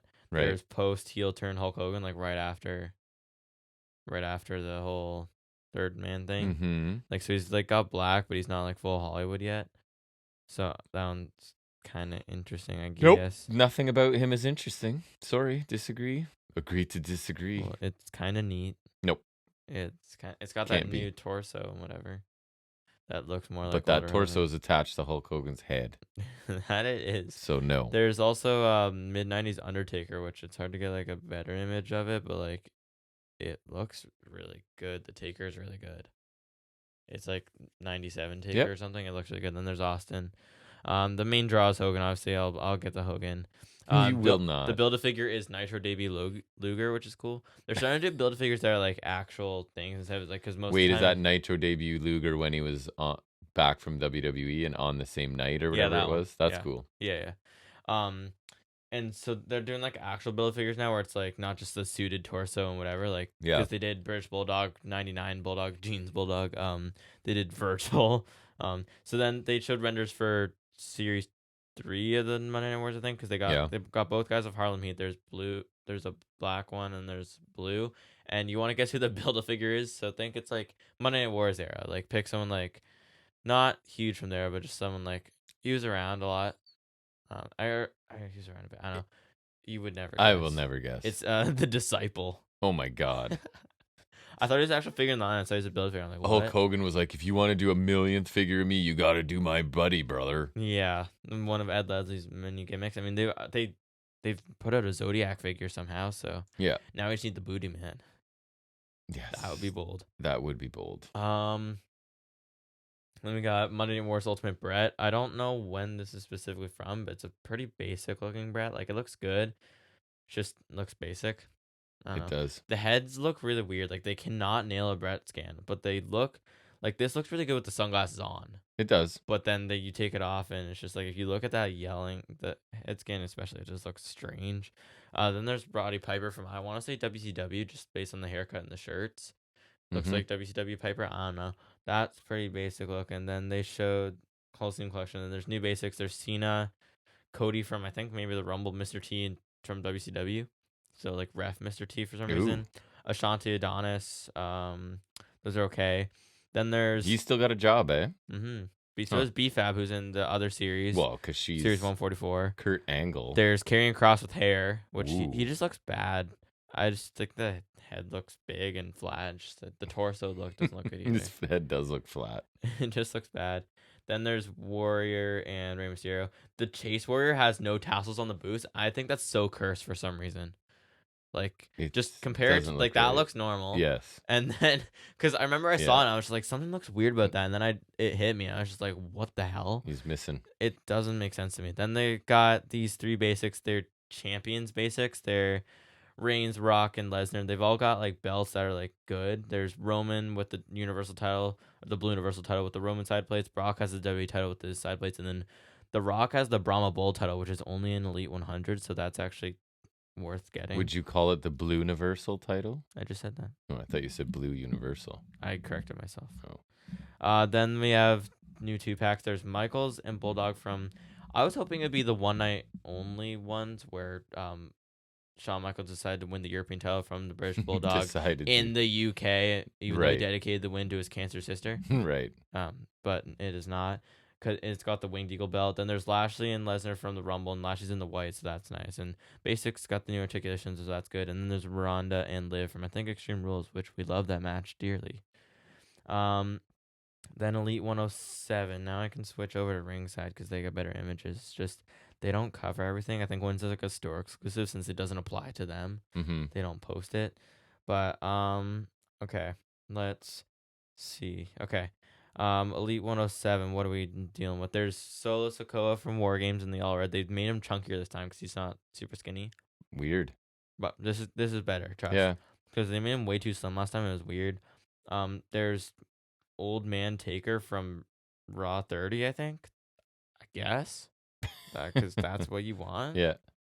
I guess. Like, that's sure. His last interaction with Bray Wyatt, I guess. Alpha Academy Otis with 2 different hairstyles.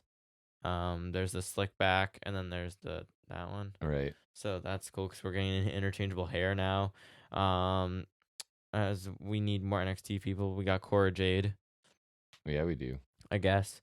Judgment Day Finn Balor, he's got the flat mask from that one time he did that, and then he's got the spiky mask too, which we love so much. Oh yeah, Remember we just wore the plain one. Strange. They also, for Judgment Day Finn Balor, I feel like they picked the plainest tights they could have possibly picked, or the plainest pants, because it's literally just got purple on the crotch area. The crotchal region. And then there's Shout out to Goldberg. Yeah, I haven't watched that in a while. Beverly. It fell off, so I just kind of got sick of it. It did. Got Grayson Waller in a nice white and pink for the standard one. And then there's a black one for the chase. No Golden Chewie, though. No Golden Chewie. Is he still doing stuff main roster? Yeah, he's teaming with Theory, though, so he can't be doing much. Oh, right. I knew Burn. That. Yeah. Then we got Roman Reigns, which is really questionable because I showed you and even you noticed. They have the Blue Universal faceplate on a WWE title strap. So looks it's like, dumb. It looks horrible. I don't like it. They fixed the torso. They gave him like the Hogan Ultimate Torso. So he has no belly button, which bothers me because they did that for Randy Orton too. I'm like, where's the belly button at though? You know? Yeah. And it's the red boot Roman, so it looks a little derpy. And then he's got a smiling man bun head scan with the goatee from like 2018, so also not accurate. Then there's this Asuka, which is probably one of the best things they've ever done. I have seen it. It looks awesome. That robe is crazy. I saw that somewhere else as it's like going to be a super collectible one. It looks amazing. It's crazy. The head scans with the face paint look amazing. The mask looks crazy, but like they've got this insane. So I think it's like one of the on it. nicest figures ever or something. It's insane how nice that is. Yeah, I would actually consider getting that. I don't really get the women's figures anymore, but like that, it's crazy how good that one is. Yeah. Then there's top picks, which there's Sheamus re-release from '97, which he's got the big brown coat and he's got the orbital mask. Right. Back when he did that. Cody Rhodes in red tights, which I think AEW also did this gear. I don't know when it's from, but he's got smiling scan. That one's good. And then regrettably, a really nice looking Logan Paul figure. It's the you showed me that one. From it's nice. The Rollins match. It's got like a cloth vest, which looks vibrant. Nice, but just the yellow and blue, it's really nice. I think I have to get that because if I was gonna get one, that was definitely be the one I would get. Crazy to say. It is very nice though. Yeah. Nice. And that is everything. That's probably. It. Well, it's approaching 12:30 a.m. here. That is better than I was expecting though. And we are done episode 175. I don't think there's any PLEs we're watching or pay-per-views this weekend, right? Nothing? No, we just came off the back of a second one, so I think we're okay for a little bit. So we'll be back next Saturday for episode 176. I've got an idea for, I was telling you, a bit of content. I don't know when we'll get to it, so I won't say anything about it because we get busy and don't do stuff sometimes, so... But we don't ever miss our flagship shows on Saturdays, so we'll be back next week with episode 176. Come on back, bring some other people with you. Contact us if you'd like, fnswrestling@gmail.com, FNS_wrestling_podcast on Instagram. Leave a comment on YouTube if that's where you watch us.